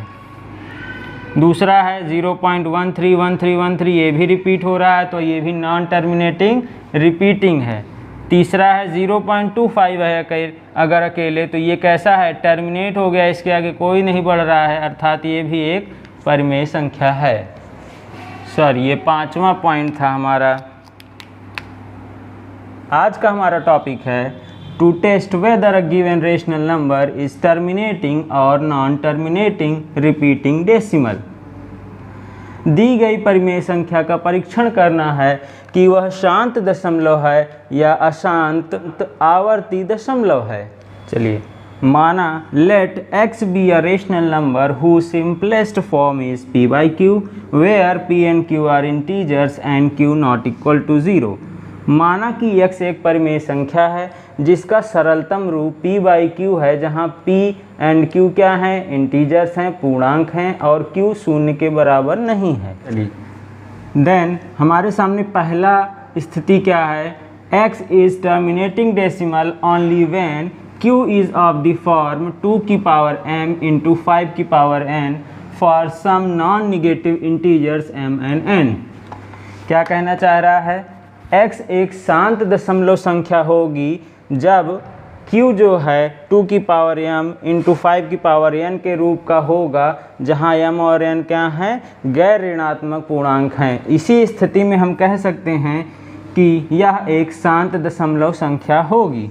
दूसरा क्या है हमारा? x is a non terminating repeating decimal if q not equals to 2 की पावर m इंटू 5 की पावर n। हिंदी में कहेंगे x एक अशांत आवर्ती दशमलव होगा जब q बराबर नहीं होगा 2 की पावर m इंटू 5 की पावर n। इन दो पॉइंट्स से हमने सीखा कि कैसे चेक कर सकते हैं कि दी गई एक संख्या टर्मिनेटिंग डेसिमल है या नॉन टर्मिनेटिंग रिपीटिंग डेसिमल है। अगर हम नटशेल में कहना चाहें तो हमें कोई भी संख्या दी गई हो तो सबसे पहले उसके डिनोमिनेटर का हम प्राइम फैक्टर करेंगे और वहाँ देखेंगे कि 2 की पावर और 5 की पावर के मल्टीपल हैं कि नहीं हैं। जिस संख्या में 2 और 5 के मल्टीपल्स नहीं होंगे वह संख्या नॉन टर्मिनेटिंग रिपीटिंग डेसिमल कहलाएगी, तथा जिस संख्या में नीचे 2 की पावर और 5 की पावर के मल्टीपल होंगे वह संख्या रिपीटिंग डेसिमल कहलाएगी। ऐसी संख्याएं जिसके हर में 2 की घात और 5 की घात के मल्टीपल्स होंगे वह शांत दशमलव संख्या होगी, तथा जिन संख्याओं के हर में 2 की घात और 5 की घात के गुणनफल में नहीं होंगी संख्याएं वह अशांत आवर्ती दशमलव होंगे। चलिए इस पर कुछ उदाहरण देखते हैं। चलिए, पहला हमारे पास उदाहरण है without actual division find which rational number is terminating and which is non terminating repeating decimal. बिना भाग के ये बताए कि कौन सी परिमेय संख्या शांत दशमलव है और कौन सी अशांत आवर्ती दशमलव है। हमारे सामने ये 3 संख्याएं लिखी हुई हैं, इन्हें हमें चेक करके बताना है कि कौन सी हैं कौन सी नहीं हैं। चलिए इनका सोल्यूशन करते हैं। सर पहली संख्या है 17/625, इसको हम क्या लिख सकते हैं? इसको लिख सकते हैं सर 17 किसी से नहीं कटेगा, इसका प्राइम फैक्टर अगर करेंगे तो ये सर 25 इंटू 25 का मल्टीपल है। इसको और सरल करेंगे तो ये आएगा सर ये 5 की पावर 2 इंटू 5 की पावर 2 है। ये और सरल करेंगे तो ये आएगा 5 की पावर 4। यहाँ पर हम 2 की पावर 0 लिख सकते हैं। इसके पहले वाले में हमने पहले एग्जाम्पल में पहले पॉइंट में हमने पढ़ा था कि कोई भी संख्या अगर p/q के फॉर्म में है, यहाँ q 2 की पावर m इंटू 5 की पावर n के फॉर्म में हो तो वह रेशनल होती है। चूँकि यहाँ पर ये प्रेजेंट हैं अतः यह कैसी संख्या है? एक रेशनल नंबर है। हियर 2 की पावर m इंटू 5 की power n multiples are present, अतः हम कह सकते हैं कि यह संख्या कैसी संख्या है? टर्मिनेटिंग डेसिमल है, शांत दशमलव है। चलिए इसी तरीके से दूसरी सवाल को चेक कर लेते हैं। ये दिया है 53/5 343। सर 53 नहीं कटेगा, ऊपर से हमें देखना ही नहीं है, अगर होगा भी तो भी हम ऊपर के कोई फैक्टर नहीं करेंगे। 343 को क्या लिख सकते हैं सर, 7 × 7 × 7 लिख सकते हैं। ये होगा 53/7 की पावर 3। यहाँ पर हम देख रहे हैं कि 5 के और 2 के कोई भी मल्टीपल्स प्रेजेंट नहीं हैं। सिंस हियर मल्टीपल्स ऑफ, यहाँ पर गुणज किसके नहीं प्रेजेंट हैं, 2 and 5 आर एब्सेंट, तो it is non terminating repeating decimal. यह कैसी संख्या है, यह एक अशांत आवर्ती दशमलव है। चलिए तीसरी संख्या को चेक कर लेते हैं। आपको पेपर में ऐसे लिखना रहेगा। तीसरी संख्या है हमारे पास 66/180। 180 के मल्टीपल्स कर लेते हैं तो ये आएगा 2 × 2 × 3 × 3 × 5। इसको और क्या लिख सकते हैं सर, 66/2 की पावर 2 × 3 की पावर 2 × 5 की पावर 2। चलिए हमने क्या पढ़ा था कि सर यहाँ पर केवल 2 की पावर m और 5 की पावर n के मल्टीपल्स होने चाहिए, ये 3 की पावर नहीं होनी चाहिए। अतः यहाँ सिंस 3 इज़ अ मल्टीपल, अगर हमारे पास 3 एक मल्टीपल है तो ये कैसी संख्या होगी, नॉन टर्मिनेटिंग रिपीटिंग। ये एक नॉन टर्मिनेटिंग रिपीटिंग संख्या होगी। हमने जो पॉइंट पढ़े थे वहाँ पर साफ था कि इसके डिनोमिनेटर में केवल 2 की पावर और 5 की पावर के मल्टीपल्स होने चाहिए और किसी के मल्टीपल्स नहीं होने चाहिए, तभी वह संख्या एक टर्मिनेटिंग होगी। अगर उसके अलावा कोई भी अगर मल्टीपल प्रेजेंट मिलता है तो वह संख्या नॉन टर्मिनेटिंग रिपीटिंग डेसिमल कहलाएगी। आई होप आपको ये पॉइंट समझ में आ गया होगा। चलिए अब हम लोग अपना नेक्स्ट पॉइंट, इसमें 7th पॉइंट है इर्रेशनल नंबर्स, उसको शुरू करते हैं। नेक्स्ट टॉपिक है हमारा इर्रेशनल नंबर्स, अपरिमेय संख्याएं। इसको हमने क्लास 9th वाले वीडियो में बहुत अच्छे से कवर किया है। अगर आपने वो वीडियो ना देखा हो तो मेरे चैनल पर वो वीडियो उपलब्ध है इर्रेशनल नंबर्स की, उसको ज़रूर देखिएगा, आपके और सारे कॉन्सेप्ट क्लियर हो जाएंगे। चलिए इसमें हम देखते हैं कि हमें 10th में क्या पढ़ना है। पहला पॉइंट है हमारा a number which can not be expressed in the form p/q where p and q are integers and q not equal to 0। हम जानते हैं कि ऐसी संख्याएं जो p/q के रूप में व्यक्त ना की जा सकें उन्हें हम अपरिमेय संख्याएं कहते हैं। भाई जो p/q होगी वो रेशनल नंबर होगी, परिमेय संख्या, तो जो नहीं व्यक्त कर सकते उसे हम अपरिमेय संख्या कहते हैं। सेकेंड पॉइंट हम कह सकते हैं non terminating and non repeating decimals are called irrational numbers. प्रत्येक अशांत और अनावर्ती दशमलव अपरिमेय संख्या होती है। यहाँ से हम अपरिमेय संख्याओं के बारे में 2 पॉइंट जान गए हैं कि पहला ऐसी संख्या जो p/q के रूप में व्यक्त ना की जा सके, दूसरा ऐसी संख्या जो नॉन टर्मिनेटिंग हो एंड नॉन रिपीटिंग हो, अशांत और अनावर्ती दशमलव के रूप में हो, उन्हें हम अपरिमेय संख्याएं कहते हैं। तीसरा पॉइंट हम कह सकते हैं if m is a positive integer which is not a perfect square then √m is irrational. यदि कोई संख्या m एक धनात्मक पूर्णांक है जो कि पूर्ण वर्ग नहीं हो उस संख्या को, तब हम √m को क्या कह सकते हैं कि वह एक इर्रेशनल नंबर है। चलिए अब इसके कुछ उदाहरण देख लेते हैं तीनों पॉइंट्स के। तीनों पॉइंट के उदाहरण हैं, जैसे यह पहला उदाहरण 0.01 001 0001। ये कैसी संख्या है सर, ये अशांत है और अनावर्ती दशमलव है। ये भी देखिए एक अशांत और अनावर्ती दशमलव का उदाहरण है। ये तीसरा है ये देखिए जो अंदर संख्या लिखी हुई है m, यह एक पूर्ण वर्ग नहीं है, अतः हम अंडर रूट m को क्या कह सकते हैं, एक अपरिमेय संख्या। इसी तरीके से under root 3, under root 5, under root 6, under root 7 आदि। पॉइंट है हमारा, if m is a positive integer which is not a perfect cube then under root m की पावर 3 इज इर्रेशनल। यहाँ हम कह सकते हैं कि यदि m एक धनात्मक पूर्ण संख्या हो तो जो कि पूर्ण घन ना हो, तो हम कह सकते हैं कि अंडर रूट m की पावर 3 एक अपरिमेय संख्या है।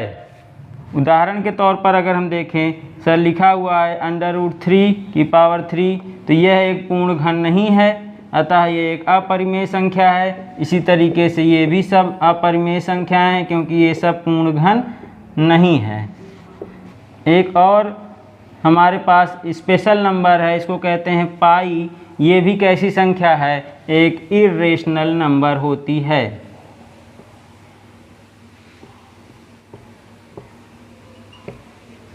पाई भी एक अपरिमेय संख्या होती है। हमारी फर्स्ट थ्योरम है, late p be a prime number and a be a positive integer if p divides a square then show that p divides a। माना कि p एक अभाज्य संख्या है और a एक धनात्मक पूर्णांक है। यदि p a स्क्वायर को विभाजित करता है तो दिखाओ कि p a को भी विभाजित करता है। यह है हमारा थ्योरम, इसे हमें प्रूव करना है। यहाँ पर एक शब्द आया है प्राइम नंबर्स। ये प्राइम नंबर्स क्या होते हैं, पहले हम इन्हें समझ लें, इनकी डेफिनेशन समझ लें। Prime numbers are those number which has only 2 factors 1 and the number itself. अभाज्य संख्याएं वह संख्याएं होती हैं जिनके केवल 2 ही गुणनखंड संभव हों, पहला 1 हो और दूसरा वह संख्या खुद हो। अतः हम प्राइम नंबर्स के एग्जाम्पल्स कह सकते हैं कि सर प्राइम नंबर्स 2, 3, 5, 7, 11, 13 ये सब एक्सेट्रा होते हैं। हमसे क्वेश्चन पूछ लिया जाए कि सबसे छोटी प्राइम नंबर कौन सी है, सबसे छोटी प्राइम नंबर 2 होती है, 1 नहीं होती है।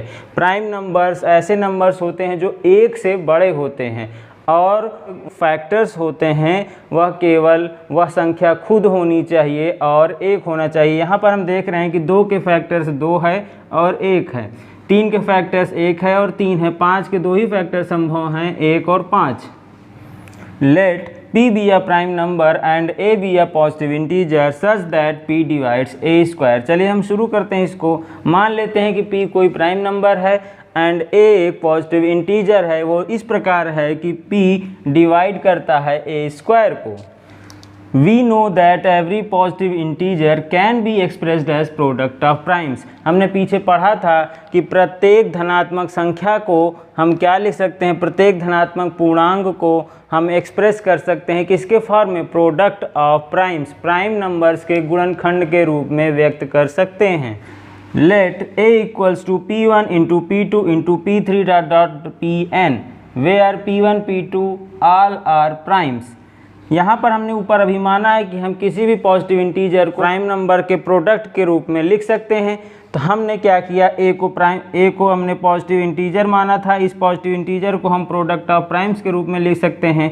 तो हमने लिखा p1 into p2 into p3 dot pn, जहाँ पर p1 p2 क्या है, ये सब प्राइम नंबर्स हैं। ये ज़रूरी नहीं है कि p1 p2 सब अलग अलग ही हों, इनमें से हो सकता है कि ये सेम भी हों।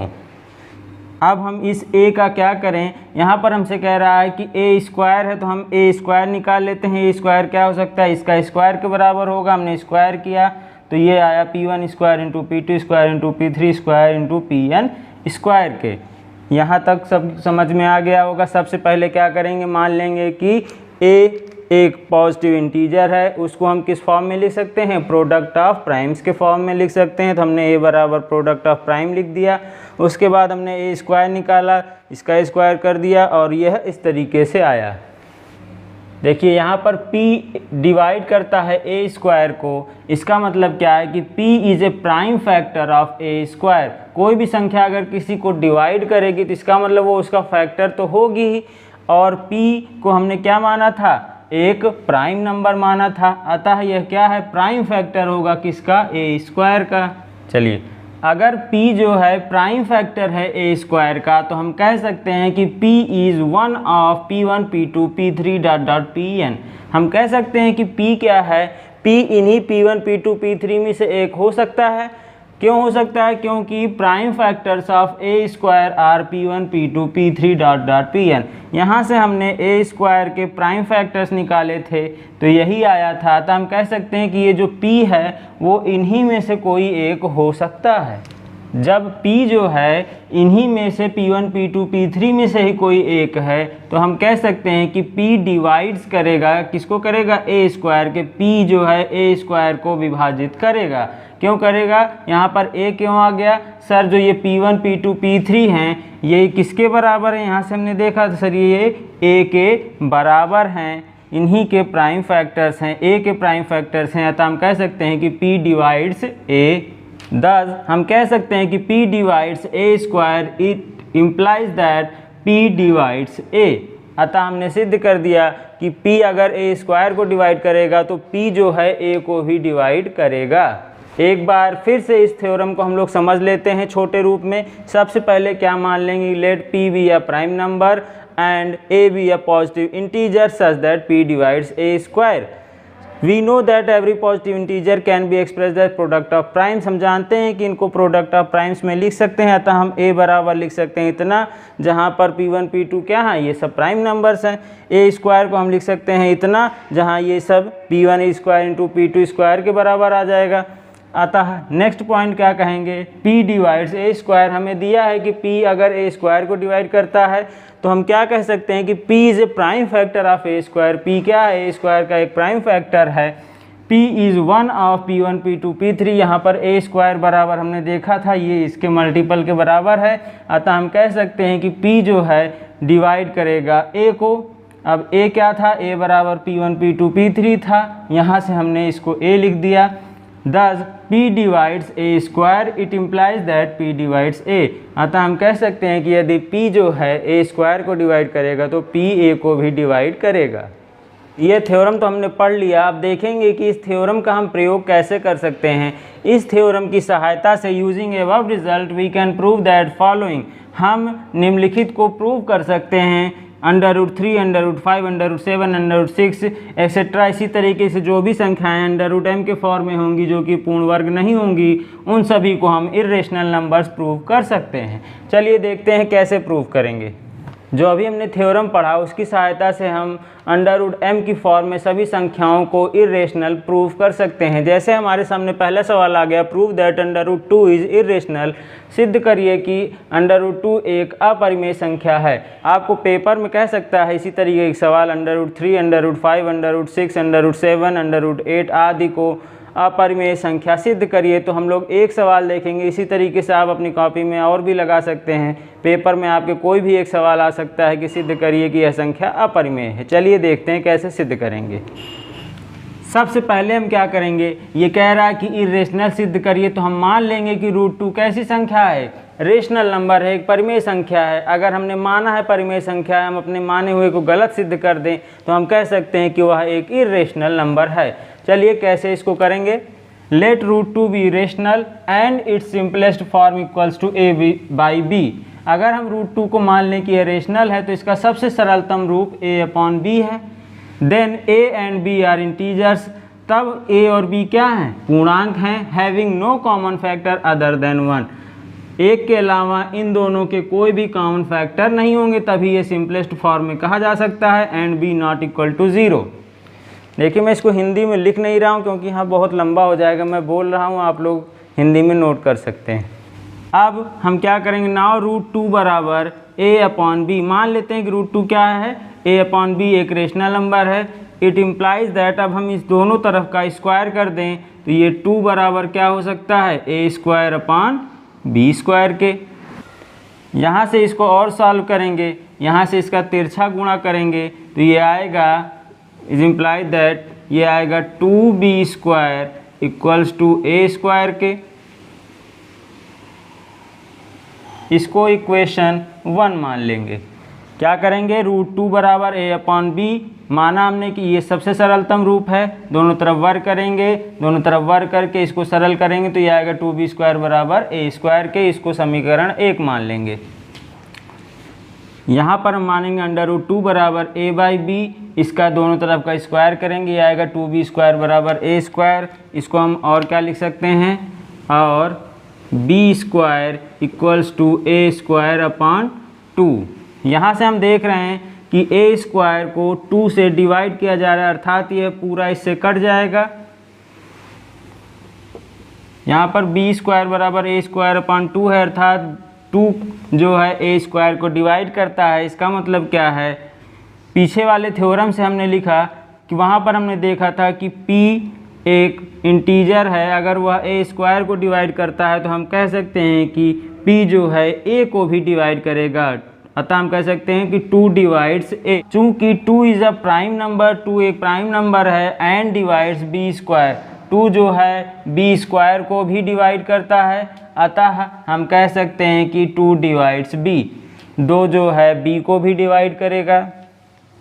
जब 2 प्राइम नंबर है जो b² को डिवाइड करता है, अर्थात 2 डिवाइड्स b, यहाँ से हम देख रहे हैं 2 डिवाइड्स a, एंड यहाँ से देख रहे हैं 2 डिवाइड्स b, जो है 2 a को भी डिवाइड कर रहा है, 2 b को भी डिवाइड कर रहा है, अतः 2 is a common factor of a and b।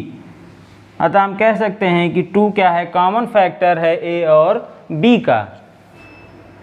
यहाँ से हमने देखा कि 2 जो है a और b का एक कॉमन फैक्टर है, जबकि हमने माना था but this contradicts the fact that a and b have no common factor other than 1। यह इस बात को गलत सिद्ध कर रहा है कि a और b, जब अभी हमने माना था कि √2 एक रेशनल नंबर है तो वो a/b के फॉर्म में होगी और उसका कोई भी कॉमन फैक्टर नहीं हो सकता, मगर यहाँ पर ये कॉन्ट्राडिक्ट कर रहा है कि उसका एक के अलावा भी एक प्राइम फैक्टर है जो कि 2 है। देखिए ये कॉन्ट्राडिक्शन आ क्यों रहा है, क्योंकि this contradiction arises by assuming that √2 is rational. हमने मान ही लिया था कि √2 रेशनल है, इसीलिए ऐसा निकल कर आ रहा है। अतः हम कह सकते हैं कि √2 कैसी संख्या है, इर्रेशनल नंबर है। देखिए इस तरीके के सवालों को सिद्ध करने का यही तरीका है, जैसे √2, √3, √5, √7 आदि आपको नंबर्स मिलें और कहे इनको प्रूफ करिए कि ये इर्रेशनल है, तो सबसे पहले हम क्या करेंगे, मान लेंगे कि वह संख्या रेशनल है। हम अपने माने हुए को जब गलत सिद्ध कर देंगे तो ये अपने आप प्रूफ हो जाएगा कि हाँ दी गई संख्या एक इर्रेशनल नंबर है। चलिए हमारी नेक्स्ट थ्योरम है, if p is a prime number then prove that √p is irrational. यदि p कोई प्राइम नंबर है देन प्रूव करिए कि √p एक इर्रेशनल नंबर है, एक अपरिमेय संख्या है। सबसे पहले क्या करेंगे हम, let p be a prime number and √p is rational. सबसे पहले हम मान लेंगे कि p क्या है, एक प्राइम नंबर है, दिया ही है, तो हम कह सकते हैं कि √p एक रेशनल नंबर है। ये हमने मान लिया कि √p कैसी संख्या है, एक रेशनल नंबर है। √p अगर रेशनल है तो हम कह सकते हैं कि इसका सिंपलेस्ट फॉर्म क्या होगा, m/n हो सकता है, जहाँ पर m और n क्या हैं, इंटीजर्स हैं, having no common factor other than 1। इन दोनों में एक के अलावा कोई भी दूसरा कॉमन फैक्टर नहीं मिलना चाहिए, and n not equal to 0, n 0 के बराबर नहीं होना चाहिए। तो हम कह सकते हैं कि √p किसके बराबर है, m/n, क्योंकि हमने माना है कि ये रेशनल नंबर है। अब क्या करेंगे, ऑन स्क्वायरिंग बोथ साइड्स, दोनों तरफ क्या कर दें, वर्ग कर दें। देखते हैं क्या आता है, ये हो जाएगा p बराबर m²/n²। और इसी को हम क्या कह सकते हैं, p को n² से मल्टीप्लाई कर दें, pn² बराबर m² के, इसको इक्वेशन 1 मान लेंगे। यहाँ से हम कह सकते हैं कि p डिवाइड्स m² के, p जो है m² को डिवाइड करेगा, चूँकि p डिवाइड्स pn², ये जो pn है इसी का ये फैक्टर है, अतः यह p जो है इसको डिवाइड भी करेगा। अगर हमने पीछे प्रमेय में पढ़ा था कि p अगर a² को डिवाइड करता है तो p a को भी डिवाइड करेगा, क्यों, क्योंकि यह इसी के प्राइम फैक्टर्स होते हैं। It implies that p divides m, क्यों कहेंगे कि p डिवाइड्स m? चूँकि p is a prime number and divides m square, और ये m स्क्वायर का भी फैक्टर है, अतः हम कह सकते हैं कि p m को डिवाइड करेगा। चलिए यहाँ के बाद हम मानते हैं let m equals to p q for some integers q। किसी इंटीजर q के लिए m क्या है? m बराबर p इंटू क्यू के बराबर है। इस m बराबर पी क्यू का मान हम इक्वेशन 1 में यहाँ हमने माना था जो इसमें रख देते हैं। यहाँ देखिए एक p से एक p ये पावर कैंसिल हो जाएगी। It implies that n square बराबर पी क्यू स्क्वायर। देखिए यहाँ पर n स्क्वायर बराबर पी क्यू स्क्वायर है, तो हम यहाँ से कह सकते हैं कि p divides n square. p जो है n स्क्वायर को डिवाइड करेगा। क्यों करेगा? चूँकि p divides P Q square. p जो है पी क्यू स्क्वायर को डिवाइड करता है, तो ये n स्क्वायर को भी डिवाइड करेगा।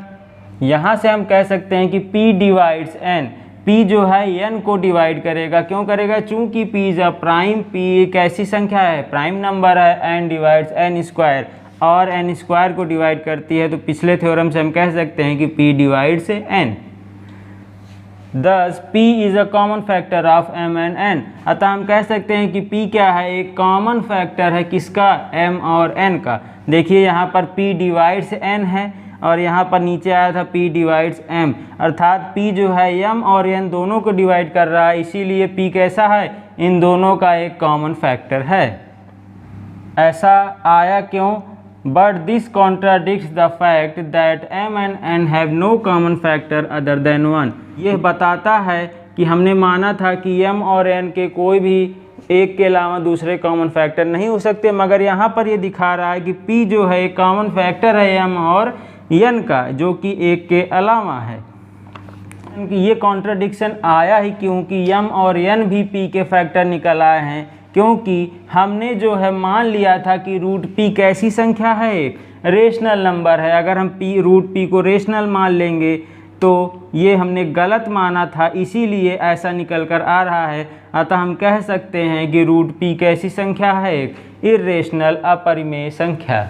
इस तरीके की सवालों में आपको इसी तरीके से करना पड़ेगा, इसका कोई शॉर्टकट मेथड नहीं है। आपके पेपर में अगर आएगा तो आपको इसी तरीके से प्रूफ करना पड़ेगा, ऐसे लिखना पड़ेगा।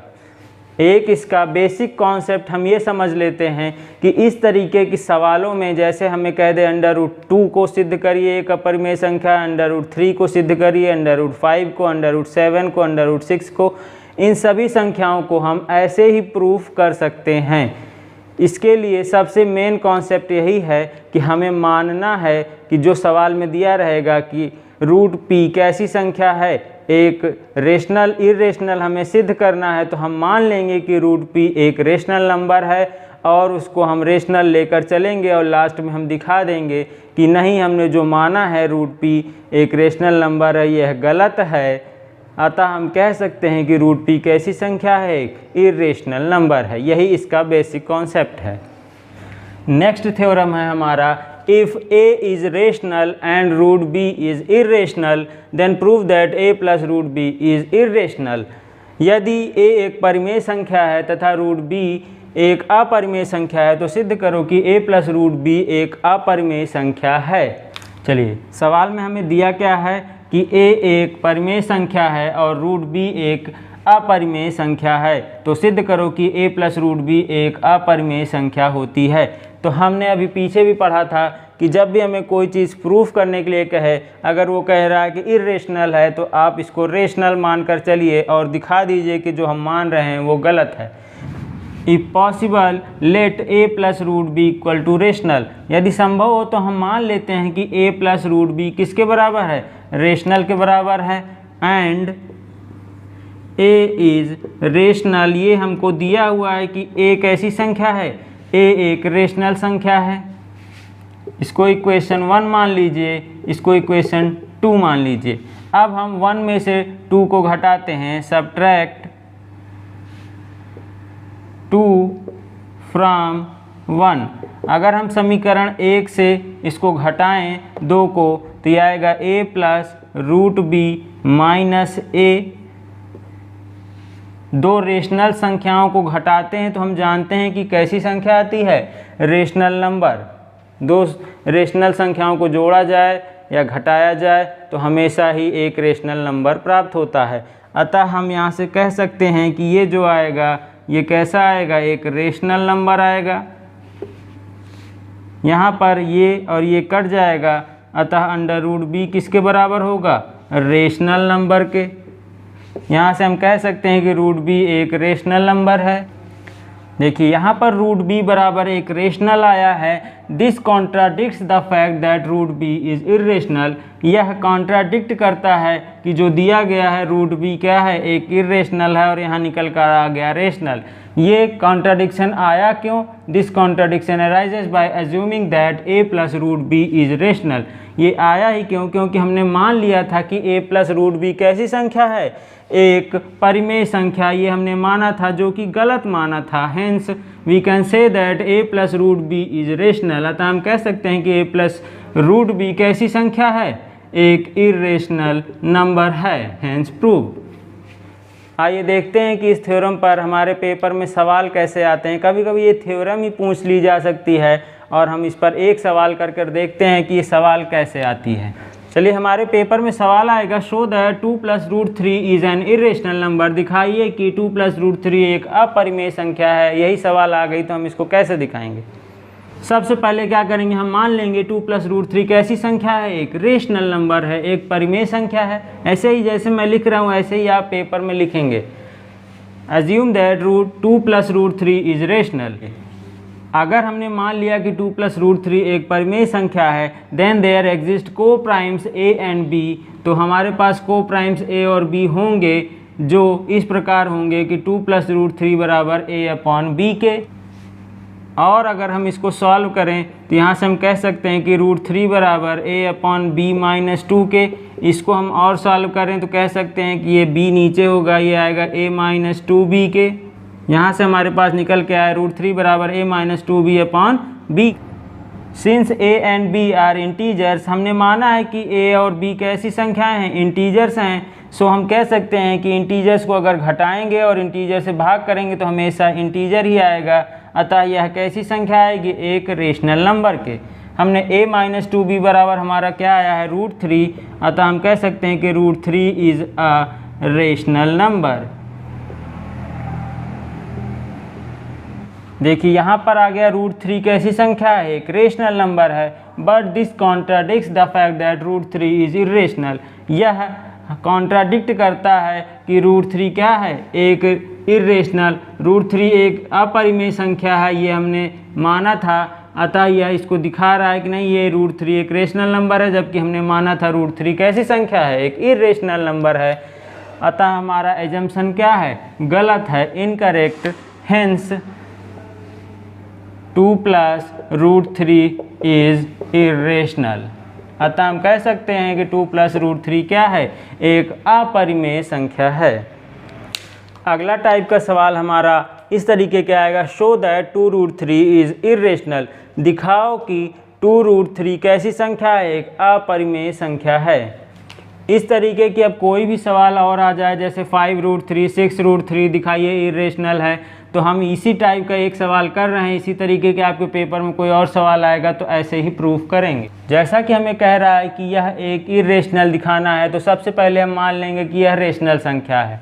हम मान लेंगे let 2 root 3 equal to rational. मान लिया कि 2 रूट 3 कैसी संख्या है, रेशनल नंबर है, एक परिमेय संख्या है। इसी को हम गलत सिद्ध कर देंगे तो अपने आप ही आ जाएगा 2 रूट 3 एक इर्रेशनल नंबर है। अगर 2 रूट 3 एक रेशनल नंबर है तो हम कह सकते हैं कि सर 2 रूट 3 बराबर p अपॉन q, जहाँ p और q क्या है, इंटीजर्स हैं और q 0 के बराबर नहीं है। अगर ये रेशनल है तो 2 रूट 3 जो है p बटे q के बराबर होगा।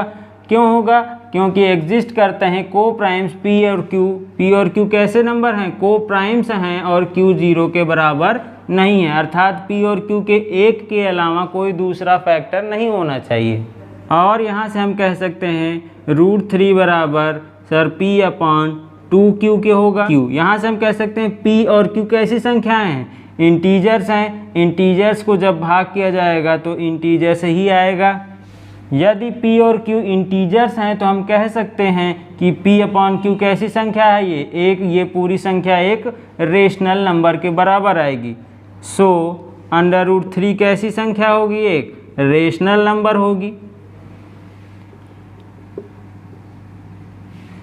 यहाँ से √3 अगर ये पूरा रेशनल है तो √3 भी कैसा होगा, रेशनल नंबर होगा।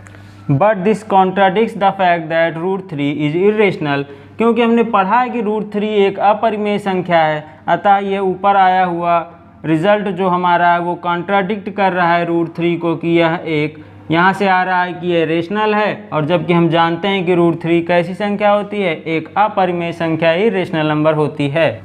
अतः हमारा एजम्पशन क्या है, गलत है। सो और एजम्पशन इज इनकरेक्ट, जो हमने माना था कि 2√3 रेशनल है यह गलत है। हेंस 2√3 कैसी संख्या है, एक इरेशनल नंबर है।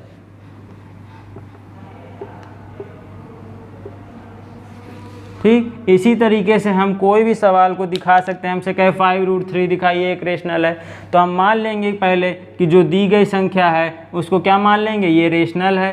फिर उसको रेशनल है तो ये p अपॉन q के फॉर्म में होनी चाहिए, यहाँ पर को प्राइम्स एग्जिस्ट करने चाहिए p और q।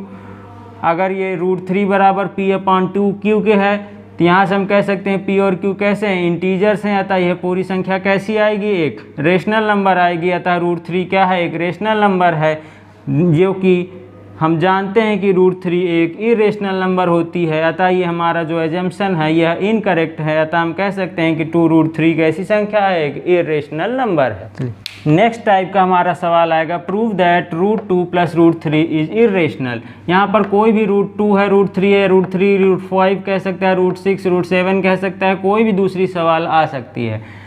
Prove that √2 + √3 is irrational, सिद्ध करो कि √2 + √3 एक अपरिमेय संख्या है। यहाँ √2 √3 की जगह पर कोई भी दूसरे नेचुरल नंबर्स हो सकते हैं, जैसे √3 + √5, √5 + √7, √3 + √7, कोई भी हमें नंबर दिया हो तो हमको इसी जैसे सिद्ध करने चल रहे हैं, इसी तरीके से प्रूफ करेंगे कि वह एक इरेशनल नंबर है।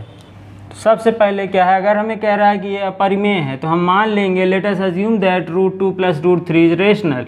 हम मान लेंगे कि √2 + √3 कैसी संख्या है, एक परिमेय संख्या है। अगर ये परिमेय संख्या है तो हम इसको लिख सकते हैं p/q के फॉर्म में, जहाँ p और q क्या हैं, p एंड q आर को प्राइम्स एंड q जो है 0 के बराबर नहीं है। यहाँ से इसको हम और थोड़ा सॉल्व करें तो यहाँ से लिख सकते हैं √3 बराबर p अपॉन q माइनस √2 के। अब स्क्वायरिंग बोथ साइड, दोनों तरफ हम स्क्वायरिंग वर्ग कर दें तो हमें क्या मिलेगा, ये हो जाएगा √3 का वर्ग 3 आएगा, ये आएगा p/q माइनस √2 का स्क्वायर, इसको स्क्वायर करिए, ये आएगा p² अपॉन q², ये हो गया a² प्लस b² की मतलब 2 माइनस 2ab अर्थात इनका 2√2 इंटू p अपॉन q के। चलिए इसको और सॉल्व करते हैं। इस नंबर वाले को एक तरफ भेज देंगे और √2 वाले को एक तरफ लिख लेंगे, तो ये आएगा 2√2 इंटू p अपॉन q, ये बराबर हो जाएगा p² upon q² plus 2 minus इधर आएगा तो ये 3, इसको और लिख सकते हैं p² अपॉन q² माइनस 1। इसको थोड़ा और सरल कर लेंगे तो ये आएगा p² minus q² upon q² के। यहाँ से √2 को छोड़ करके इन सारे को यहाँ पर भेज दीजिए, तो ये √2 बराबर हो जाएगा p² माइनस q²। ये 2 ऊपर था मल्टीप्लाई में तो ये नीचे डिवाइड में हो जाएगा, ये p भी ऊपर मल्टीप्लाई में था तो ये नीचे डिवाइड में हो जाएगा, ये q डिवाइड में था तो ऊपर मल्टीप्लाई में हो जाएगा। यहाँ से q² तो है ही, एक q से एक q कट गया, अतः हम यहाँ से कह सकते हैं कि यह आएगा p² minus q² upon 2pq। चूँकि p और q कैसे हैं, पूर्णांक हैं, अतः पूर्णांकों को घटाएंगे और नीचे उनसे भाग करेंगे तो हमें एक रेशनल नंबर मिलता है। 10 √2 बराबर रेशनल, यहाँ से हम कह सकते हैं कि √2 बराबर इतना माना था जो कि एक रेशनल नंबर है, था √2 कितने के बराबर है, रेशनल नंबर के। This contradicts the fact that √2 is irrational. हम जानते हैं कि √2 एक अपरिमेय संख्या होती है, जबकि यहाँ निकल कर आ रहा है √2 कैसी संख्या है, एक परिमेय संख्या है। So our assumption is wrong. अतः हमने जो माना था कि √2 प्लस √3 एक परिमेय संख्या है वह गलत है। Hence √2 plus √3 is irrational. अतः हम कह सकते हैं कि जो हमने माना था रेशनल है वह गलत है, यह एक इर्रेशनल नंबर होता है। इसी तरीके से हम इसको प्रूव कर सकते हैं। आपके बुक के हिसाब से जितने टाइप के आपके क्वेश्चन बन सकते थे मैंने सभी प्रकार के क्वेश्चन करवा दिए हैं।